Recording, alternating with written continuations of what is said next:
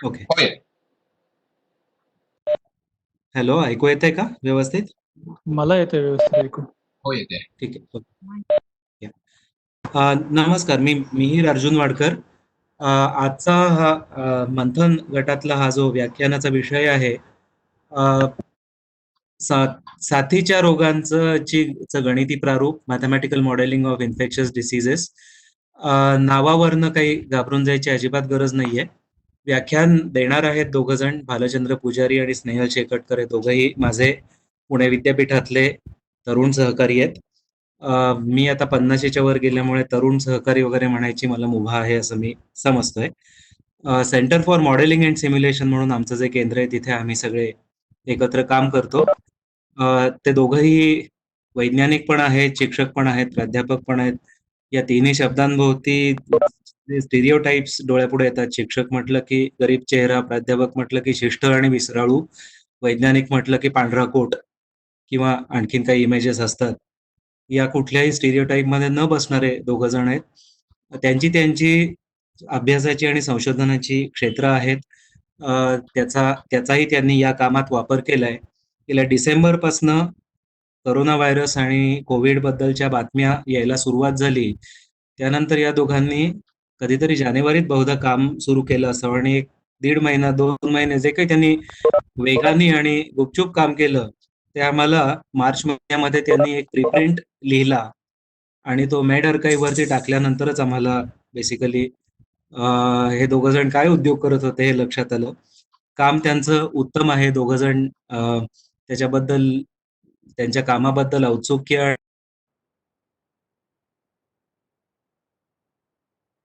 आणि त्याची उपयुक्तता याच्याबद्दल पुष्कळ औत्सुक्य आहे, भारतभर आहे.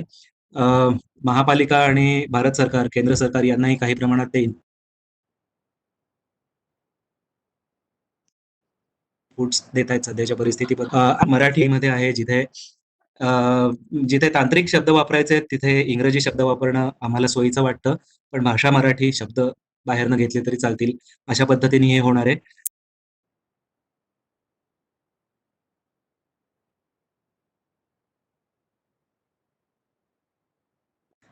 काही म्हटल्यावर घाबरून नाहीये, ते उठवू शकतात. पण त्यांच्या या कामाबद्दल ऐकूया.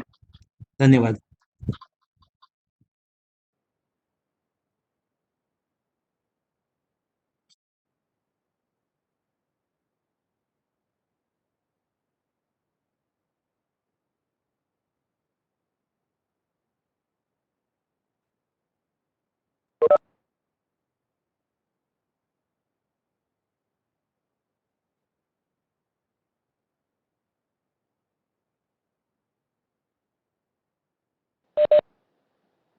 हॅलो.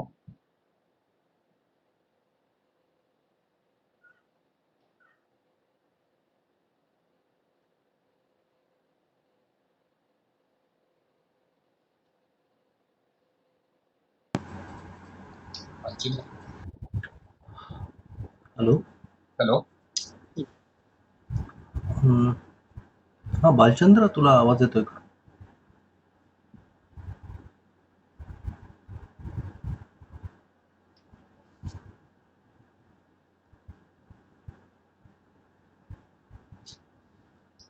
ओके, माझा आवाज इतरांना येतोय का? हो येते. हा, तर भालचंद्रने मला मेसेज दिलाय की त्याचा वायफायला प्रॉब्लेम झालाय, तर 1-2 मिनिट आपण थांबूयात आणि मग तो सुरू करेल.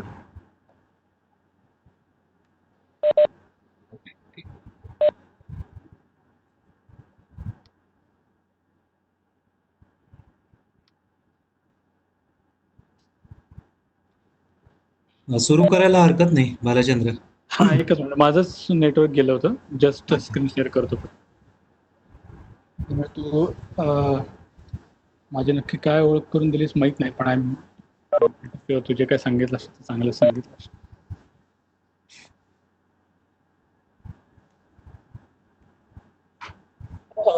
माझी स्क्रीन दिसते सगळ्यांना? हो. ओके. नमस्कार. माझं नाव भालचंद्र पुजारी आणि माझ्याबरोबर माझे सहकारी डॉक्टर स्नेहल शेकटकर आहेत. आम्ही दोघंही सेंटर फॉर मॉडेलिंग अँड सिम्युलेशनमधून आहोत आणि आज थोड्याशा वृक्ष अशा विषयावर बोलूयात. मॅथमॅटिकल मॉडेलिंग जसं की मिहीर सांगितलं की आम्ही भालचंद्र, तुझ्या साईडला थोडंसं काहीतरी इश्यू आहे अजून, आम्हाला नीट ऐकू येत नाहीये. तुला ऐकू येत नाहीये का नीट? एक मिनिट म्हणजे हं. तो आवाज बरा कंप पावतोय. हो का? म्हणजे मला तरी नीट येत आहे ऐकू. अच्छा. हो मलाही नीट बाकीच्यांना मे बी सुश्रुत तुमच्याकडे येतो ऐकू? हो मलाही नीट येतं. म्यूट आहेत सगळे. असं ओके. ठीक आहे. ठीक ओके. आहे. मी सुरू करू का? हो हो. हां.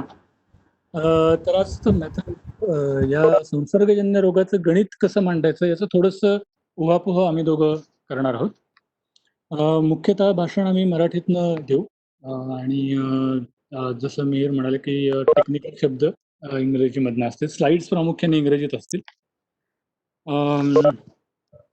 मी माझ्या याची सुरुवात चरक संहितेतल्या एका श्लोकापासून करणार आहे. चरक संहितेतल्या एका अध्यायाची सुरुवात करताना असं म्हटलं की अथा तो जनपदो ध्वंसनीय. जनपद म्हणजे समाज, कम्युनिटी आणि उध्वंस म्हणजे उध्वंस. अख्खा समाजाचा समाज, अख्ख्या कम्युनिटीचा कम्युनिटी उद्ध्वस्त करायची क्षमता असलेले रोग म्हणजे साथीचे रोग, असं वर्णन चरक संहितेमध्ये आलेलं आहे. अगदी प्राचीन काळापासून अथर्व वेदांपासून ते आजकालच्या व्हॉट्सअप वेदापर्यंत सर्व मनुष्य साहित्यामध्ये आपल्याला कुठल्या ना कुठल्या तरी साथीचं वर्णन कायम आढळून आलेलं आहे. पुराणामध्ये शीतळा देवी म्हणून या एक देवी आहेत. या देवीचं या देवी साथीच्या आजाराशी संबंधित मानल्या गेल्या, की या एका हातात झाडू आहे ज्याच्यामार्फत ही देवी रोग आणते आणि वरच्या कलशातल्या पाण्याच्या मार्फत हे रोगाचं निवारणही करते. त्यामुळे बऱ्याच वेळा ही देवी आणि रोग हे इतकं तादात्म्य पावलंय, की आपण त्या रोगाला पण देवी असंच म्हणून टाकतो. की देवी आली, जेव्हा पूर्वीच्या काळात देवीचे रुग्ण घरी असायचे तेव्हा घरी देवीचा वास आहे असं मानलं जायचं. तर अशा पद्धतीचे रोग कायम मनुष्याबरोबर आहेत. अगदी जे काही साहित्य उपलब्ध आहेत त्याच्यामध्ये हे दिसून येतं. तर पटकन जर इतिहासाकडे प्रागैतिहासिक इतिहासापासून आत्तापर्यंतच्या इतिहासाकडे नोंद बघितलं तर देवी अर्थात स्मॉलपॉक्स या रोगाने आजपर्यंत खूप बळी घेतलेले आहेत. जवळजवळ 30 कोटी लोक मारले असं मानलं जातं. या व्यतिरिक्त मिझल्स आहेत म्हणजे गोवर कांजिण्यासारखे रोग, HIV आहे, वेगवेगळ्या पद्धतीचे प्लेग्स आहेत. या रोगांनी पण खूप सारे मनुष्यहानी केलेली आहे. स्पॅनिश फ्लू नावाचा रोग आला होता 1918-19 साली. साथ आली होती, पण फ्लू सारखीच होती. पण याचा स्पेनशी काही संबंध नाही. त्यांनी सुद्धा 5 ते 10 कोटी लोक मारले असं मानलं जातं. तर अशा वेगवेगळ्या साथी इतिहासात कायम आलेल्या आहेत आणि सध्या आपण नव्या साथीमध्ये आहोत कोरोना व्हायरसच्या. या संदर्भात आपण पुढे बोलतच राहूया. तर एपिडेमिक म्हणजे काय याच्याविषयी थोडंसं आपण समजून घेऊया पुढे सरकण्यापूर्वी. एपिडेमिक हा संसर्गजन्य रोगाचा साथीचा फैलाव, त्याला सगळ्याला एपिडेमिक किंवा पॅन्डेमिक असा शब्द मानला जातो. एपिडेमिक तेव्हा म्हणतात जेव्हा ती साथ कमी प्रमाणात असते. पॅन्डेमिक म्हणजे जसे ती विश्वभर पसरलेली आहे तर त्याला त्याला पॅन्डेमिक असं म्हटलं जातं. तर आता हे चित्रात दाखवल्याप्रमाणे समजा एखाद्या व्यक्तीला संसर्गजन्य रोग झाला असेल तर आता संसर्गजन्य रोग म्हणजे मला पहिल्यांदा हे क्लिअर केलं पाहिजे की हार्ट अटॅक किंवा कॅन्सर हे संसर्गजन्य रोग नाही. त्याला साथीचे रोग म्हणत नाहीत. की म्हणजे एकाला हार्ट अटॅक झाला म्हणजे घरच्यांना सगळ्यांना होतो असं नाही. या उलट फ्लू सारखे जे असतात, सर्दी खोकला फ्लू एखादा झाला घरात तर घराच्या दुसऱ्या कोणाला तरी बाधा व्हायची पण शक्यता असते. तर हे जे साथीचे रोग आहेत, संसर्गजन्य रोग आहेत, एखाद्या व्यक्तीला झाला या लाल रंगाच्या गोळ्यांनी दाखवलंय मी. तो कदाचित पुढच्या दोघांना पास ऑन करतो. ती व्यक्ती आणखी पुढच्या 2 लोकांना पास ऑन करते. असं करत पटपट त्या रोगाचा फैलाव होतो आणि त्याला साथ आली असं आपण म्हणतो किंवा पॅन्डेमिक आलं असं आपण म्हणतो. याचं जर गांभीर्य बघायचं असेल तर मी एक तुम्हाला जुनी गोष्ट उद्धृत करू इच्छितो. कदाचित तुम्हाला माहिती असेल. बुद्धिबळात अशी एक कथा आहे की बुद्धिबळाचा शोध ज्या व्यक्तीने लावला तो व्यक्ती जेव्हा राजाकडे गेला, राजा म्हणाला, "वाह! खुश छान आहे हा बुद्धिबळाचा खेळ. तुला काय इनाम?" त्या व्यक्तीने सांगितलं, "काही नाही बाबा, या बुद्धिबळात 64 घरं आहेत. तू एक काम कर, पहिल्या घरात 1 तांदळाचा दाणा ठेव, दुसऱ्या घरात 2 ठेव, पुढच्या घरात 4 ठेव. असं प्रत्येक घरात दुप्पट करत जा. तुमचं 64 तर घर आहेत, त्यात काय एवढं." राजा म्हणाला, "ठीक आहे बाबा, धान्याची पोटं भरलेली आहेत सगळी. तर त्यामुळे काय तसा फरक पडत नाही. तुला देतो आम्ही हवे तेवढे धान्य तुला देतो." हो. सॉरी काही प्रश्न होता का? हॅलो? काही प्रश्न होता का? नाही नाही, प्रश्न नाही. माईक सगळ्यांनी म्यूट करावेत अशी विनंती आहे. ओके ओके चालेल. माईक तुमच्याकडनंच म्यूट झाला असावा असं मला वाटतंय. माझा एक आवाज मिनिट. येतोय का नाही ऐकू? हो, येतोय. ओके, म्हणजे मी आतापर्यंत येतोय. बोललेलं वाया नाही ना गेलेलं? नाही. हां, माईक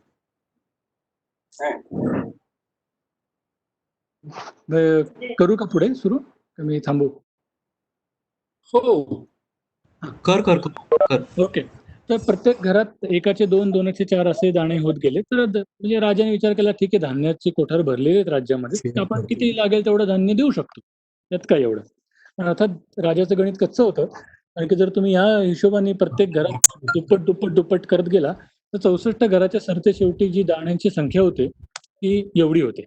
म्हणजे हा जो 1, 8, 4, 4, 6, 7, 4 हा जो आकडा आहे, जो उच्चारता येणार नाही एवढ्या मोठ्या प्रमाणात दाणे द्यावे लागतील. म्हणजे जस्ट कंपॅरिझनसाठी सांगतो की 7 अब्ज जी आता पृथ्वीची लोकसंख्या आहे, ती या संख्येच्या समोर किती खुजी हे लक्षात येईल. अगदी दुसऱ्या भाषेत सांगायचं तर या प्रत्येक दाण्याची जर वजन काही मिलीग्रॅम असेल, तर ह्या सगळ्याचं वजन हे जवळ-जवळ एवढे पुन्हा 28 वगैरे हा जो आकडा आहे, एवढे किलो, जे अगदी रफली सांगायचं तर 2 माउंट एव्हरेस्ट भरतील एवढं धान्य मागितलं गेलं. किंवा आणखी तिसऱ्या भाषेत सांगायचं तर प्रत्येक तांदळाचे किलोला ₹50 आहेत असं गृहीत धरलं, तर हे सगळे तांदूळ खरेदी करायला आपल्याला 5,00,000 कोटी रुपयांचं पॅकेज लागेल. तर सांगायचा मुद्दा असा की अगदी 64 घरामध्ये सुद्धा 64 टप्प्यात सुद्धा हा एकापासून सुरू झालेला तांदळाचे दाणे हे एवढ्या मोठ्या संख्येपर्यंत पोहोचले. ते प्रत्येक घरात जेव्हा 2, 2चे 4, 4चे 8 झाले तेव्हा. हे एपिडेमिकचं असं असतं. बघता ह्यांची संख्या इतक्या झपाट्याने वाढते, की आपल्याला वाटतं की अरे काय, हे जर 64 घरांच्या ऐवजी 64 दिवस असं म्हटलं, एकात म्हणजे प्रत्येक दिवशी एकाला 2, 2चे 4 असे होतं असं म्हटलं, तर पृथ्वीची लोकसंख्या व्यापून टाकायला फार वेळ लागणार नाही. अर्थात एपिडेमिकच्या बाबतीत एकाकडनं 2 व्यक्तीला होतो असं नाही, तर कदाचित कमी व्यक्तींना होतो. मे बी एका व्यक्तीला किंवा 1.1 व्यक्तीला ऑन ॲव्हरेज होतो. तर त्यानुसार त्या रोगाचा प्रसार ठरतो. तर अर्थात हे एपिडेमिक आहे, तर थांबवायचं कसं? How do you control an epidemic? कुठलंही एपिडेमिक कंट्रोल करायचं असेल, कुठलेही साथीचे रोग हाताबाहेर जर जाऊ द्यायचे नसतील, तर त्याला फक्त 3च पर्याय आहेत. एक म्हणजे बी स्विफ्ट, तुम्ही पटकन हालचाल करा, पटकन त्याच्यावर हल्ला करा. बुद्धिबळाची घरं एकाची 2, 2ची 4 होतात दिसतायत, तर त्याच वेळी सुरुवातीलाच थांबवा, तरच आपण त्याच्यावर जिंकू शकतो. किंवा दुसरा पर्याय म्हणजे व्हॅक्सिनेशन, म्हणजे लसीकरण करा, सगळ्या पॉप्युलेशनला लस देऊन टाका, म्हणजे रोग पसरणार नाही.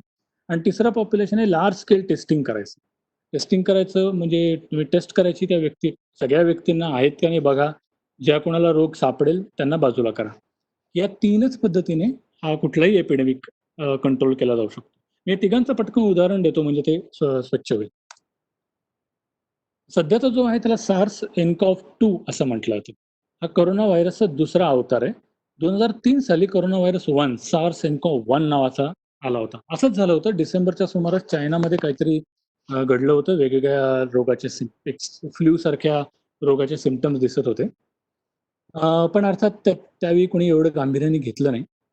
21 फेब्रुवारी रोजी डॉक्टर लिऊ जियानलांग नावाचे चायनीज डॉक्टर चायनामधनं हाँगकाँगमध्ये आले. त्यांना प्रवासात सिम्पटम्स होते, थोडंसं ताप आल्यासारखं होता, पण त्यांनी काही गांभीर्याने घेतलं नाही, ठीकच आहे. त्यांच्या बायकोच्या बहिणीच्या मुलाचं लग्न होतं.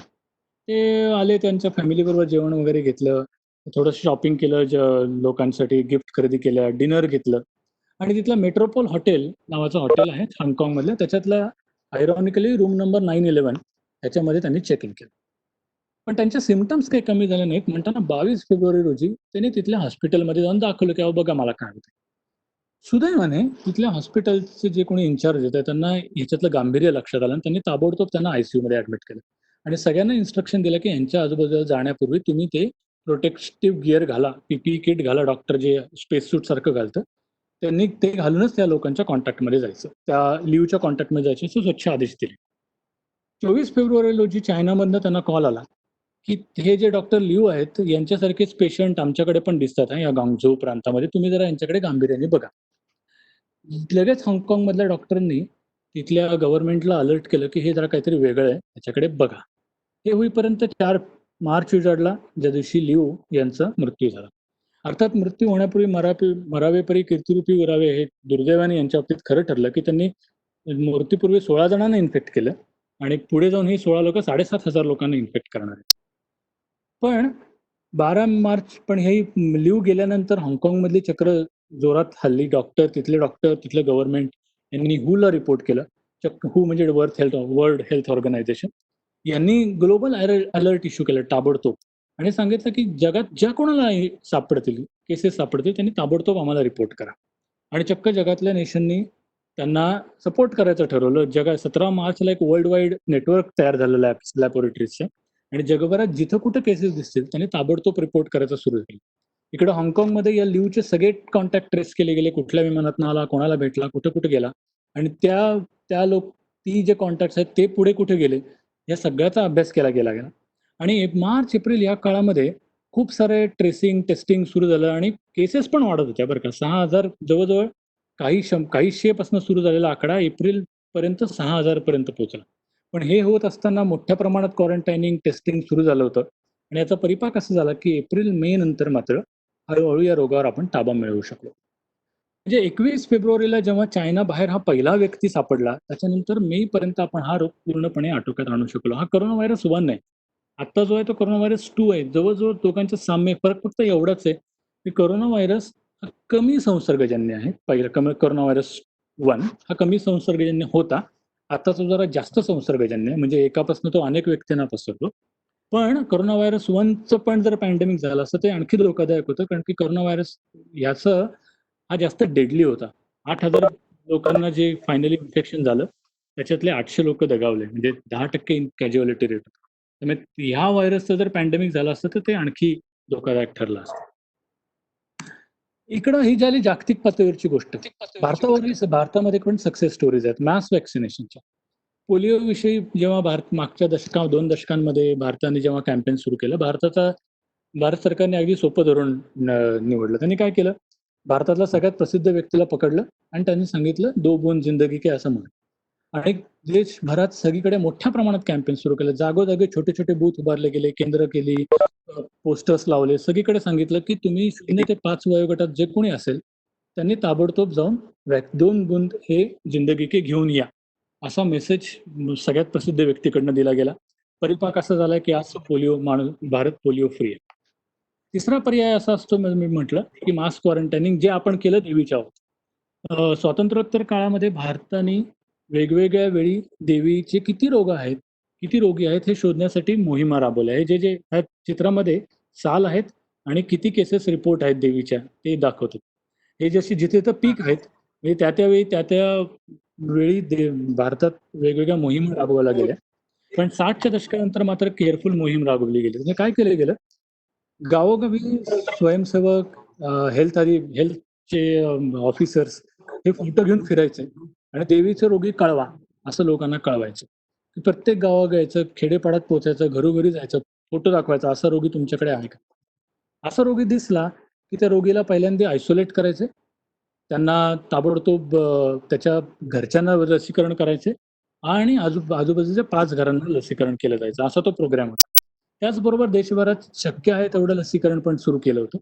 या सगळ्याचा परिपाक असा झाला की 75 नंतर हा रोग कमी कमी झाला, पुढे 80 पर्यंत तो देवीचं पूर्णपणे आपण निर्मूलन करू शकलो. तर या 3 गोष्टी होत्या. ऍक्ट स्विफ्ट, पटकन कारवाई केली तर, वॅक्सिनेशन दिलं तर, आणि अर्थात क्वारंटायनिंग केलं तरच आपण रोगांवर मात मिळवू शकतो. आणि तिन्हीची उदाहरण आहेत. कोरोना व्हायरसच्या बाबतीत मात्र आता आपण दुर्दैवी आहोत, कारण की स्विफ्टली ऍक्ट करण्याची वेळ गेलेली आहे, उशीर झालेला आहे ऑलरेडी. दुर्दैवाने वॅक्सिनेशन पण नाही, कुठलीही लस अजूनही उपलब्ध नाही. त्यामुळे आता आपल्याला फक्त एकच पर्याय आहे, ते म्हणजे मास टेस्टिंग. आयडेंटिफाय करा आणि त्यांना रोग्यांना बाजूला करा. या सगळं करताना त्या रोगाची तीव्रता किती आहे, तो किती पसरणार हे जर माहिती असेल तर आपल्याला ऍक्शन घ्यायला सोपं जातं. आणि तिथं गणितीय मॉडेल आपल्याला महत्वाचे असतात फोरकास्टिंगसाठी. अगदी जुनं मॉडेल, अगदी 40च्या दशकापासून उपलब्ध असलेलं मॉडेल हे म्हणजे SIR मॉडेल. हे मी पहिलं गणितीय मॉडेल तुम्हाला सांगतो. SIR मॉडेल आपण वारंवार हा शब्द वापरू, त्यामुळे मी पुन्हा एकदा सांगतो. SIR मॉडेलमध्ये केलं काय जातं की तुम्ही कुठली तरी एक लोकसंख्या गृहीत धरायची, समजा पुणे शहर किंवा महाराष्ट्र राज्य किंवा भारत देश, अशी लोकसंख्या आहे. ही पुण्याची बाबा एक 40 लाख लोकसंख्या आहे. या लोकसंख्येला तुम्ही 3 गटामध्ये विभागायचं. एक म्हणजे ससेप्टिबल, ज्याला मराठीत तुम्ही रोगप्रवण असं म्हणू शकतो, म्हणजे ज्यांना रोग होऊ शकतो अशी मंडळी. दुसरे म्हणजे इन्फेक्टेड, म्हणजे ज्यांना रोग झालेला आहे अशी मंडळी. आणि तिसरं म्हणजे रिकवर्ड, ज्यांना रोग होऊन गेला आणि हे बरे झाले. अशा 3 गटामध्ये लोकसंख्येची विभागणी करायची. अर्थात हे कुठल्याही साथीच्या रोगासाठी लागू पडतं. अर्थात हार्ट अटॅक वगैरे अशा गोष्टींसाठी हे मॉडेल लागू नाही. तर ह्याच्यात काय केलं जातं, ससेप्टिबल, इन्फेक्टेड आणि रिकवर्ड असे 3 कंपार्टमेंट आपण केले. याला कंपार्टमेंटलाइज्ड मॉडेल असं म्हणतात किंवा कंपार्टमेंटल मॉडेल म्हटलं जातं. आणि तुम्ही काय काय बघायचं, तर प्रत्येक कंपार्टमेंटमध्ये किती लोक आहेत. आजचा दिवस आहे फॉर एक्झाम्पल, आज बघायचं ससेप्टिबल किती आहेत. आता कोरोना व्हायरसच्या बाबतीत ससेप्टिबल म्हणजे आपण सगळे ससेप्टिबल, कोणालाही होऊ शकतो.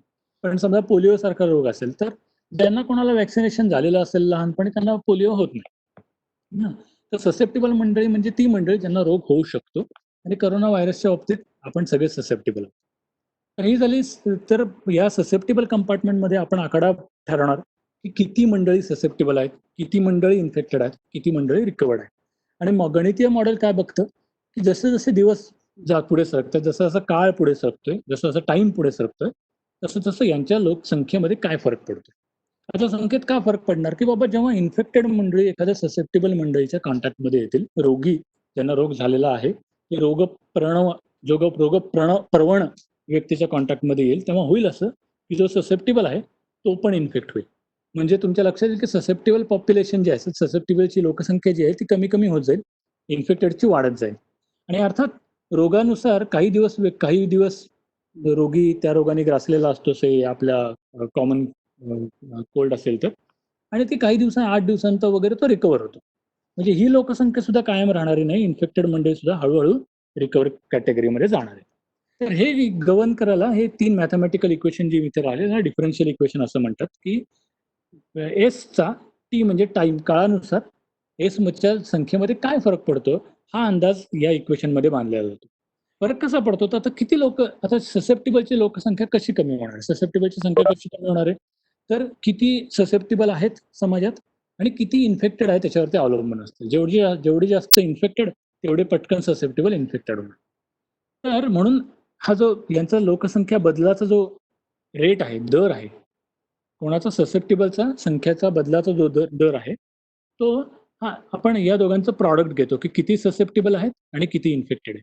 आणि हा एक प्रपोर्शनॅलिटी कॉन्स्टंट, याला आपण बीटा म्हणतो. आणि हा पुढे पण आम्ही वारंवार वापरू. बीटा म्हणजे काय, बीटा म्हणजे एका व्यक्तीकडनं दुसऱ्या व्यक्तीकडे रोग कसा जाणार आहे, हे याचं हे मेजर आहे. तर कसं जाणार आहे, तर त्याला 2 गोष्टीवर अवलंबून.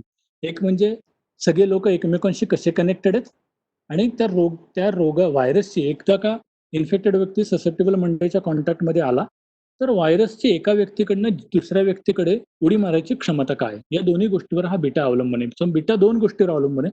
एक म्हणजे लोकांचं रचना कशी आहे, लोकसंख्येची रचना कशी आहे, लोकांचा एकमेकांशी कॉन्टॅक्ट कसा आहे, आणि दुसरं म्हणजे व्हायरसची ॲबिलिटी काय एकाकडनं दुसऱ्याकडे जाईल. त्यामुळे हे बायोलॉजीवर पण अवलंबून आहे आणि लोकसंख्येवर पण अवलंबून आहे. ही जी मंडळी इथनं कमी होत आहेत निगेटिव्ह सायने, ती ही रुग्णसंख्या ज्याला आपण म्हणतो त्याच्यामध्ये ऍड होतात. DI/DT म्हणजे ही रुग्णसंख्या, ही लोकांची संख्या वाढत जाते. आणि अर्थात ह्याला मायनस साईन आहे. काही काळानंतर ही लोकसंख्या कमी होत जाते. कमी का होते, तर माणसं बरे होतात. तर एका विशिष्ट रेटनी, आपण त्याला गॅमा असं म्हणतो, हे व्हायरसवर अवलंबून आहे. ॲव्हरेज काही दिवसानंतर ते 7 दिवसानंतर खोकल्याचा रुग्ण बरा होतो. तर तो रेट आहे तो 1/7 असं दर 7 दिवसानंतर बरा होतो. तर ही जी लोकसंख्या आहे, हा जो गॅमा आहे, हा व्हायरसवर अवलंबून आहे. आणि ती जी लोकसंख्या कमी होते ती रिकव्हरमध्ये जाते. हे असं साधं सोपं सुटसुटीत मॉडेल आहे. तर ते कसं दिसतंय मी तुम्हाला एक जस्ट चित्रात दाखवतो. जेव्हा आपण हे मॉडेल रन करतो असं जेव्हा आम्ही म्हणतो तेव्हा हे असं काहीसं दिसतं. सुरुवातीला समजा एखाद्या ठिकाणाची लोकसंख्या 1000 आहे, त्याच्यातला एक व्यक्ती इन्फेक्टेड आहे आणि 999 व्यक्ती ते या निळ्या रंगात दाखवले ते ससेप्टिबल मंडळी आहेत. आजच्या दिवशी समजा 0व्या दिवशी समजा एकच व्यक्ती इन्फेक्टेड आहे, तर पुढे हे आपण असं मॉनिटर करतो की जसे दिवस पुढे सरकतात या ऍक्सेसवर तसे यांची लोकसंख्येवर काय परिणाम होतात. तर असं दिसतंय की ससेप्टेबल मंडळी हळूहळू इन्फेक्ट होत चाललेत, त्यामुळे ससेप्टेबलची लोकसंख्या कमी कमी कमी कमी होताना दिसते. सोबत ह्या जो लाल रंगाचा आहे हा इन्फेक्टेडचं पॉप्युलेशन आहे ते वाढत वाढत वाढत जातं आणि रिकव्हरचं पण पॉप्युलेशन वाढत जातं कारण की लोक एकदा का इन्फेक्ट झाले की काही दिवसांनी रिकव्हर होणार आहेत त्यामुळे ते रिकव्हरचं पण पॉप्युलेशन वाढत जातं. आता एक मी परत मागच्या स्लाइडवर जातो, एक महत्वाची गोष्ट दाखवू इच्छितो की इन्फेक्टेड कंपार्टमेंटला 2 आरो आहेत. हा इकडून एक इनफ्लो आहे आणि एक आउटफ्लो आहे. म्हणजे एखाद्या पाण्याच्या टाकीसारखं तुम्ही विचार करा की एक पाण्याची टाकी आहे, त्याला एक इनफ्लो आहे, एक पाणी येतंय पण आणि दुसऱ्या पाईपातनंच बाहेर पण पडते. आता जोपर्यंत येणाऱ्या पाण्याची अमाऊंट जेव्हा खूप जास्त प्रमाणात पाणी येत असेल, तसं तसं पाण्याची टाकीची ती पातळी वाढत जाईल. पण हेच जर बाहेर जाणाऱ्या पाण्याची अमाऊंट वाढायला लागली, तर ते पाणी घटेल. इथं तसंच घडते. जोपर्यंत ससेप्टेबलची अमाऊंट जास्त आहे, तोपर्यंत इन्फेक्शन वाढत, वाढत, वाढत, वाढत जाते. पण एकदा का recover inflow outflow becomes greater than inflow, बाहेर जाण्याचं प्रमाण वाढायला लागतं, तसं इन्फेक्शन कमी कमी होत जातं. शेवटी शून्याला पोहोचलं की त्याचा अर्थ समाजात कोणीच इन्फेक्टेड उरलं नाही. आपण म्हणतो ते साथ संपली. आणि ही साथ संपते तेव्हा काही ही 200 मंडळी आहेत, लकी आहेत, की ज्यांना हा रोग कधीच झाला नाही. हां, हे थोडंसं हर्ड इम्युनिटी सारखं आहे, ज्याच्याबद्दल स्नेहल नंतर पुन्हा बोलेल. पण हे साधारण SIR मॉडेलचं असं स्ट्रक्चर आहे. ज्याला एक महत्त्वाचा घटक सांगू इच्छितो, की हा जो इनफ्लो आणि आउटफ्लोचा रेशो आहे, बीटा आणि गॅमाचा रेशो, याला आर नॉट असं पण म्हटलं जातं. Basic reproductive ratio. तोची जोपर्यंत 1 पेक्षा जास्त असेल व्हॅल्यू, तोपर्यंत हा कर्व्ह वाढतो. जर त्याची व्हॅल्यू कमी असेल, तर हा कर्व्ह कायम कमी होतो. हे लक्षात घेतलं पाहिजे. साधारण भारतासाठी हा कर्व्ह 2 कोरोना व्हायरससाठी हा आर नॉट 2.5 वगैरे मानला जातो आणि लॉकडाऊनच्या काळात हा कमी होतो आणि 1.8 वगैरे मानतात. ते आपण नंतर विस्तारानं बोलू. पण आता या सगळ्या ह्याच्यात असं तुमच्या लक्षात येईल, की मी जे सांगतोय याच्यात अशी 100 लोकं आहेत, 1000 लोकं आहेत. पण कुठल्या व्यक्तीला रोग झालाय किंवा कुठल्या मला रोग झालाय का? माझ्या शेजारच्याला रोग झालाय का? ही इन्फॉर्मेशन याच्यात नाही. ही इन्फॉर्मेशन समजून घ्यायची असेल तर दुसऱ्या पद्धतीचं मॉडेल करावं लागतं आणि जे आता स्नेहल सांगेल. मी स्क्रीन शेअर थांबवतो आणि स्नेहलला रिक्वेस्ट करतो की यू टेक ओव्हर.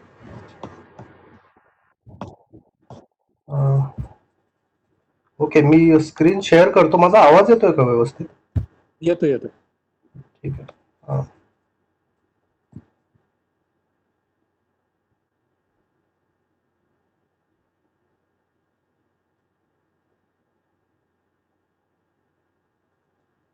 ओके, तर स्क्रीन दिसतंय का आता? हो, गो अहेड. हां, ओके. सुरुवातीला तर ऑर्गनायझर्सचे मी आभार मानतो, की त्यांनी आम्हाला हा चान्स दिला आणि मिहिर अर्जुन वाडकरांचे विशेष आभार मानतो. त्यांनी आम्हाला विचारलं, की तुम्ही असे टॉक देऊ शकता का? आणि खरं सांगायचं तर विज्ञानावर मराठीत मी पहिल्यांदा बोलतोय. त्यामुळे ते किती छान होईल याबाबत आत्ता शंका आहे. पण लेट अस सी. तर आत्ता भालचंद्रने जे काही वर्णन केलं, SIR मॉडेल वगैरे, वगैरे. तर त्यामध्ये आपण काय केलं होतं, की एक पॉप्युलेशन घेतलं होतं उदाहरणार्थ पुणे सिटीचं आणि त्याला 3 भागांमध्ये विभागलं होतं, की जे हेल्दी लोकं आहेत, ससेप्टेबल, नंतर इन्फेक्टेड आहेत, की ज्यांना रोग ऑलरेडी झालेला आहे आणि जे ते रोगातून बरे झालेत किंवा ते म्हणजे अनफॉर्च्युनेटली दे डाईड. तर ते रिकव्हर्ड. तर अशा 3 भागांमध्ये केलं होतं. तर आता यातला एक इश्यू असा आहे, की आपण त्या पॉप्युलेशन मधला प्रत्येक जो इंडिव्हिज्युअल आहे, तर तो आपण सेमच फुटिंगवर त्याला ट्रीट करतोय. पण युजुअली तसं नसतं. म्हणजे आता असं असू शकतं, की एखादा व्यक्ती पॉप्युलेशनमध्ये आणि तो त्याचं एक जॉबचं नेचर असं आहे, की तो खूप फिरतो दुसरीकडे, त्याचे खूप लोकांशी कॉन्टॅक्ट येतात वगैरे, वगैरे. आणि दुसरा असा व्यक्ती आहे म्हणजे तर तो साधारणतः घरी बसूनच काम करतोय, सो त्याचा बऱ्याच लोकांशी येत नाही वगैरे. तर आता कंपार्टमेंटल मॉडेल्समध्ये असं म्हणजे इंडिव्हिज्युअल टू इंडिव्हिज्युअल जे व्हेरिएशन आहे, तर याकडे लक्ष दिलं जात नाही. कारण ते मॅक्रो मॉडेल आहे, म्हणजे जिथं असं इंडिव्हिज्युअल लेव्हलला जास्त विचार केला जात नाही. तर आता मी जे काही तुम्हाला सांगणार आहे, तर त्याला आपण ते मायक्रो लेव्हल अप्रोच म्हणू शकतो. म्हणजे ज्यामध्ये आपण एका व्यक्तीचे कॉन्टॅक्ट्स कसे आहेत आणि मग ती व्यक्ती इन्फेक्ट झाली तर काय होऊ शकतं वगैरे असा विचार करू. आणि सो यामध्ये बेसिक गोष्ट अशी आहे, की आपण कॉन्टॅक्ट्स जे येतात लोकांचे एकमेकांबरोबर, त्याचा एक आपण नेटवर्कची कल्पना करतो, अशी जाळ्याची कल्पना करतो आणि मग त्या नेटवर्कच्या स्ट्रक्चरवरून तो रोग कसा पसरेल वगैरे याचा आपण भाकीत करतो. याचा एक चांगली गोष्ट यातली अशी आहे की कंपार्टमेंटल मॉडेल जे आहेत, उदाहरणार्थ SIR मॉडेल, त्यांचे बरेचसे जे लिमिटेशन्स आहेत, ते लिमिटेशन्स आपण ऍक्च्युअली ओव्हरकम करू शकतो आणि आपण मग त्याबाबत बोलूयात पुढे. सो आपण जस्ट टू अंडरस्टँड की काय आहे हे, तर त्यासाठी आपण आधी हे 2 चित्र बघूयात. तर या 2 चित्रांमध्ये हे जे चित्र दिसतंय तुम्हाला डावीकडे, ते माझा कर्सर दिसत असेल, तर यात असं so so you can imagine की ही सगळी पुणे सिटी आहे आणि हे जे गोळे दिसत आहे तुम्हाला, ज्याला आम्ही नोड्स म्हणतो, तर हे गोळे किंवा नोड्स हे पुणे शहरातले वेगवेगळे व्यक्ती आहेत. म्हणजे आता खरं पूर्ण काढायचं असलं तर खूप येतील, म्हणजे 40 लाख वगैरे येतील, पण हे रिप्रेझेंटेटिव्ह आहे. आणि SIR मॉडेलचा तुम्ही जर विचार केला तर त्यात असं होतं की यातला कोणताही व्यक्ती दिला, म्हणजे समजा हा व्यक्ती, तर तो व्यक्ती त्या पॉप्युलेशन मधल्या कोणत्याही व्यक्तीशी इक्वल प्रोबॅबिलिटीने इंटरॅक्ट करू शकतो. आणि त्यामुळे होईल काय, समजा हा व्यक्ती जर इन्फेक्ट झाला तर त्याचा अर्थ असा होईल की पुण्यातल्या कोणत्याही व्यक्तीला तो इन्फेक्ट करू शकतो विथ इक्वल चान्स. बरोबर. पण आता आपण रियालिटीचा विचार केला तर ती थोडी वेगळी आहे. ती उजव्या बाजूच्या चित्रासारखी दिसते. म्हणजे होतं काय, की रोजच्या जीवनात आपण, म्हणजे पुण्याचं पॉप्युलेशन जरी 40 लाख असलं तरी आपला कॉन्टॅक्ट खूप कमी लोकांबरोबर येतो. उदाहरणार्थ आपल्या फॅमिली मेंबर्स बरोबर येतो, किंवा लोकल शॉपकीपर्स असतील, किंवा आपले कोवर्कर्स असतील, वगैरे वगैरे. म्हणजे त्यातल्या रोज 50-100 लोकांबरोबर कॉन्टॅक्ट येत असेल, त्यापेक्षा जास्त नाही. सो हे उजव्या बाजूचे चित्र आहे ते सांगतं की तुमचं सगळं पॉप्युलेशन आहे, पण प्रत्येक कोणताही एक व्यक्ती एका काही व्यक्तींशी संपर्कात येतो, आणि जर तो व्यक्ती इन्फेक्टेड असेल तर फक्त तो त्याच्या कॉन्टॅक्टमध्ये जे आहेत या नेटवर्कमध्ये, फक्त त्यांना तो इन्फेक्ट करू शकतो विथ सम प्रोबॅबिलिटी. आणि मग त्यामुळे होतं काय, की यामध्ये आता मी जर नेटवर्कचं स्ट्रक्चर चेंज केलं, म्हणजे उदाहरणार्थ या नोड हे 2 नोड पण जोडले, तर मग हा इन्फेक्टेड असला तर हाही इन्फेक्टेड होऊ शकतो. जर हे जोडलेले नसतील तर नाही होणार. म्हणजे डाव्या बाजूच्या चित्रापेक्षा हे थोडंसं वेगळं आहे, कारण इथे स्ट्रक्चर चेंज करून आपण इन्फेक्शन कसं चेंज होऊ शकते, इन्फेक्शनची स्प्रेड, ते आपण बघतो आहोत. सो याला आपण नेटवर्क एपिडेमिओलॉजी म्हणतो. आणि डाव्या बाजूला जे असम्पशन घेतले की सगळे एकमेकांबरोबर इंटरॅक्ट करतात, त्याला आपण एपिडेमिओलॉजीच्या भाषेत वेल मिक्सिंग म्हणतो. आणि उजव्या बाजूचे चित्र आहे त्याला आपण कॉन्टॅक्ट नेटवर्क म्हणतो. सो जर हे लक्षात आलं असेल तर मग आपण जरा थोडंसं ऐतिहासिक दृष्टीने बघूयात की या सगळ्याचा नेटवर्कचा कसा अभ्यास केला जातो. सो इथे जे चित्र दाखवलंय, तर हा बराच प्रसिद्ध व्यक्ती आहे. याचं नाव थोडंसं अवघड आहे, म्हणजे फ्रेंच व्यक्ती आहे, त्याला मी द्विगाम असं म्हणतो. तर याला पेशंट झिरो असं म्हटलं जातं HIV चा, म्हणजे अमेरिकेमध्ये. याचं कारण असं आहे की ज्यावेळेस अमेरिकेमध्ये HIV डिटेक्ट व्हायला लागला होता, तर त्यावेळेस बऱ्याच लोकांचे या व्यक्तीशी कॉन्टॅक्ट डिटेक्ट झाले होते. म्हणजे जे HIV ज्यांचे डिटेक्ट झाले, तर ते व्यक्ती या व्यक्तीच्या संपर्कात आले होते. आणि मग बऱ्याच काळ अशी धारणा होती की अमेरिकेत या व्यक्तीने HIV आणलाय, पण ते खरं नाहीये खरं तर. कारण actually he should be called hero in some sense. कारण बऱ्याच लोकांबरोबर, सो पहिली गोष्ट अशी की ही वॉज होमोसेक्शुअल, आणि त्याचे मेल्स बरोबर कॉन्टॅक्ट आलेले. आणि ज्यावेळेस इन्व्हेस्टिगेशन सुरू झालं तर याने पुढे येऊन स्वतःचे कोणाबरोबर कॉन्टॅक्ट आले होते ही सगळी माहिती दिली. सो याच्यात आपल्याला एक सॅम्पलिंग बायस दिसतो. व्हेअरएज दुसरे जे बरेचसे व्यक्ती होते तर यांनी, म्हणजे आउट ऑफ सोशल मॉडेस्टी म्हणूयात, की सगळ्या कॉन्टॅक्टची माहिती दिली नव्हती. तर त्यामुळे आता तुम्ही जर उजव्या बाजूचं चित्र पाहिलं तर त्यात असं दिसतं की एक नेटवर्क आहे कॉन्टॅक्टचा, जो त्यावेळेस जे इन्व्हेस्टिगेशन झालं त्यावरून तयार करण्यात आलेला आहे. आणि याच्या मध्यभागी हा एक झिरो म्हणून दिसतोय, जो हा व्यक्ती आहे. सो म्हणजे त्याला पेशंट झिरो जे म्हणतात ते त्यामुळे. तर त्याची दुसरी एक इंटरेस्टिंग स्टोरी अशी आहे की ज्यावेळेस या इन्व्हेस्टिगेशनमध्ये पेशंट्सला लेबल केलं जात होतं, तर त्यावेळेस या व्यक्तीला पेशंट ओ असं म्हणण्यात आलं होतं, कारण he was out of California. पण मग त्या अनफॉर्च्युनेटली त्या ओचं झिरो झालं, आणि मग सगळ्यांना वाटायला लागलं की नाही, हा यामुळे सुरू झाला वगैरे वगैरे. सो एनिवे, सो यातला सांगण्याचा पॉईंट असा आहे की हा जो आपल्याला कॉन्टॅक्ट नेटवर्क दिसतो, तर यावर तो HIV पसरलाय. म्हणजे हा कॉन्टॅक्ट नेटवर्कचं स्ट्रक्चर जर असं नसतं तर तो कदाचित वेगळ्या पद्धतीने पसरला असता, किंवा जे काही आपल्याला आज दिसतं चित्र, तर त्यापेक्षा ते वेगळं दिसू शकलं असतं जर या नेटवर्कचं स्ट्रक्चर वेगळं असतं तर. सो आपण आता इथून पुढे जे काही नेटवर्क्स विषयी बोलणार आहोत तर ते या कॉन्टेक्स्टमध्ये बोलणार आहोत. सो आता नेटवर्क्सवर बोलण्याच्या अगोदर मला म्हणजे तुम्हाला एक टेक्निकल कन्सेप्ट थोडीशी समजून द्यायची आहे, जिला डिस्ट्रीब्युशन असं म्हटलं जातं. आणि ती टेक्निकल जरी असली तरी आपण समजून घेऊ शकतो ती साध्या भाषेत. तर इथे आता स्क्रीनवर मी बरेच नंबर दाखवले. तर आता समजा तुम्ही काही सेकंद त्या नंबर्सकडे पाहिलं तर तुम्ही विचार करू शकता की म्हणजे आपण काय म्हणू शकतो या नंबर्स विषयी, म्हणजे can we make sense of this set of numbers. तर तुम्ही थोडंसं बारकाईने पाहिलं तर तुम्हाला लगेच कळेल की शून्यापेक्षा छोटा नंबर नाहीये आणि 6 पेक्षा मोठा नंबरही नाहीये या लिस्टमध्ये. ठीक आहे, म्हणजे जे काही नंबर्स येतात ते 0 ते 6 या रेंजमध्ये येतात.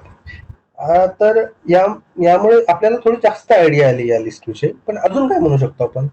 तर एक साधी गोष्ट आपण करू शकतो की प्रत्येक जो नंबर आहे 0 ते 6 हा किती वेळा आला असं मोजू शकतो. उदाहरणार्थ 0 किती वेळा आला, 1 किती वेळा आला या लिस्टमध्ये वगैरे. आणि जर आपण तसं केलं तर आपल्याला एक असा टेबल तयार करता येईल की मग इथे दिसतं की 0 31 वेळा आला, 1 हा 60 वेळा आला, 2 हा 50 वेळा आला वगैरे वगैरे. तर याला असं फ्रिक्वेन्सी टेबल पण म्हटलं जातं. म्हणजे आपण लहानपणी कदाचित शाळेत शिकलेलं तुम्हाला आठवत असेल की आपण अशी फ्रिक्वेन्सी काढू शकतो एक लिस्ट ऑफ नंबर दिली तर. आणि यामुळे होतं काय की जो रॉ डेटा होता, जसे रॉ नंबर्स होते आपल्याकडे, ते या फॉर्ममध्ये ठेवल्यानंतर आपल्याला ते जास्त सोपे झाले समजायला की ओके 6 हा खूप रेअरली म्हणजे फक्त दोनदाच आलाय, वेळेत 1 आणि 2 हे खूप वेळा आलेत त्यामध्ये आणि वगैरे वगैरे. आता समजा तुम्ही दुसरं उदाहरण घेतलं की एखाद्या शाळेमधल्या सगळ्या विद्यार्थ्यांची उंची मोजली तर आपल्याला तसंच एक सेट ऑफ नंबर्स मिळेल आणि मग आपण असा एक फ्रिक्वेन्सी टेबल तयार करू शकतो आणि यालाच आपण डिस्ट्रीब्युशन म्हणतोय साध्या भाषेत. ओके, तर आता बऱ्याचदा काय केलं जातं की हे डिस्ट्रीब्युशन असं एक टेबल म्हणून दाखवण्याऐवजी ते चित्र म्हणून दाखवलं जातं. म्हणजे तुम्ही ही जी व्हॅल्यू दिसते ती एक्स ऍक्सेस वर घेतली आणि प्रत्येक नंबर किती वेळा आलाय किंवा जर समजा आपण पुण्यामधल्या लोकांचे वय नोट डाऊन केले आणि आपण म्हटलं 0 ते 5 मध्ये किती लोक आहेत, 6 ते 10 मध्ये किती लोक आहेत वगैरे वगैरे. तर आपल्याला त्या रेंज मधल्या किती व्हॅल्यूज आहेत ते मिळेल आणि परत आपल्याला एक असा टेबल मिळेल, पण तो आपल्याला ग्राफिकली अशा पद्धतीने दाखवता येईल. आता मागच्या टेबलचा हे नंबर्स वेगळे आहेत, पण साधारणतः सांगण्याचा हेतू असा आहे की आपल्याला असं प्लॉट केल्यावर लगेच कळतं की ओके 1 ही संख्या खूप वेळा आली आहे, वेळात 7 आणि 8 या संख्या खूप कमी वेळा आल्या आहेत, किंवा 6, 7, 8. ठीक आहे. आणि डिस्ट्रीब्युशन असं प्लॉट करणं किंवा त्याचा अभ्यास करणं हे कॉन्टॅक्ट नेटवर्कसाठी खूप महत्वाचं आहे. याचं कारण असं आहे की प्रत्येक व्यक्तीचे किती कॉन्टॅक्ट्स आहेत त्या नेटवर्कमध्ये, यावरून तो डिसीज कसं स्प्रेड होऊ शकतो किंवा त्याला कसं थांबवता येईल हे ठरवता येतं. आणि त्यामुळे मी आता इथे डिस्ट्रीब्युशन इंट्रोड्यूस केलंय. सो आता कोणतेही जर डिस्ट्रीब्युशन घेतले म्हणजे आता म्हणजे अनंत प्रकारचे डिस्ट्रीब्युशन्स आहेत, पण आपण साधारणतः असं म्हणू शकतो की जगामध्ये ज्या वेगवेगळ्या गोष्टींचे डिस्ट्रीब्युशन आढळतात ते या 2 प्रकारांमध्ये विभागता येतील. आता तुम्ही जर डाव्या बाजूचं आणि उजव्या बाजूचं चित्र पाहिलं, जर तुम्हाला डिस्ट्रीब्युशन म्हणजे काय हेही माहित नसेल तरी देखील तुम्हाला लगेच कळेल की या 2 चित्रांमध्ये प्रचंड फरक आहे. काय फरक आहे की डाव्या बाजूचं जे चित्र आहे त्यात असं दिसतंय आपल्याला की ते लाल जी वर्तुळं आहेत तर त्यात काही छोटी आहेत, काही थोडी मोठी आहेत वगैरे वगैरे. पण म्हणजे साधारणतः मोरॉरलेस एकाच साईजची सगळी वर्तुळं आहेत. उजव्या बाजूचं जर चित्र घेतलं तर त्यात खूप वेगळं दिसतं. त्यात अचानक आपल्याला तो एका कोपऱ्यात असलेला भला मोठा गोळा दिसतो, बरोबर. आणि जर तुम्ही बारकाईने पाहिलं तर बारीक बारीक बारीक असणारी खूप सारी वर्तुळं दिसतात. आणि हा मोठा गोळा म्हणजे एकच आहे आणि मग काहीतरी मधल्या रेंजमध्ये काही असणारे काही वर्तुळ आहेत वगैरे वगैरे. ओके, तर आता यांचं जर तुम्ही डिस्ट्रीब्युशन विचारात घेतलं यांच्या आकारांचं तर तुम्हाला दिसेल की हे डिस्ट्रीब्युशन खूप वेगळ्या टाईपचे दिसतील. सो डाव्या बाजूचं जे डिस्ट्रीब्युशन आहे ते एका पर्टिक्युलर व्हॅल्यू भोवती पिक झालेलं दिसेल, त्यामुळे आपण त्याला पिक्ड डिस्ट्रीब्युशन म्हणू शकतो. आणि उजव्या बाजूचं डिस्ट्रीब्युशन आहे ते असं एका विशिष्ट व्हॅल्यू भोवती पिक झालेलं नाहीये आणि त्यामुळे आपण त्याला स्क्यूड डिस्ट्रीब्युशन असं म्हणूयात. तर आता आपण याची काही उदाहरणं घेऊ शकतो. उदाहरणार्थ डाव्या बाजूचं की आपण समजा हाईट्स मोजल्या ह्युमन्सच्या, तर त्यांचं डिस्ट्रीब्युशन साधारणतः डाव्या बाजूसारखं दिसेल. म्हणजे आपण असं म्हणू शकतो की साधारणतः 5 फीटच्या आसपास सगळ्यांची हाईट येईल. किंवा एखाद्या फळाची साईज घेतली, सफरचंदाची साईज घेतली, तर आपल्याला दिसेल की बाबा असं काही नाहीये की खूप मोठं सफरचंद असू शकतं. साधारणतः मोरलेस एकाच साईजचे असतात. पण याच्या उलट जर तुम्ही वेगळ्या गोष्टी इमॅजिन केल्या की वेल्थ डिस्ट्रीब्युशन म्हणजे जी संपत्ती आहे, तर ती कशी डिस्ट्रीब्यूट झालेली, तुम्हाला लगेच दिसेल की ओके, बऱ्याच लोकांकडे खूप कमी संपत्ती आहे, म्हणजे ते खूप गरीब आहेत. पण एखाद दुसरा खूप श्रीमंत आहे. म्हणजे उदाहरणार्थ इथे म्हणजे असा मोठा गोळा, त्याला आपण अंबानी किंवा टाटा असं काहीतरी म्हणू शकतो. पण असे खूप कमी आहेत. पण मेजॉरिटी जे आहेत ते गरीब आहेत. आणि हे सोडून मधल्या रेंजमध्ये पण एक अगदी खूप श्रीमंत नसणारे पण बऱ्यापैकी श्रीमंत असणारे काही लोक आहेत.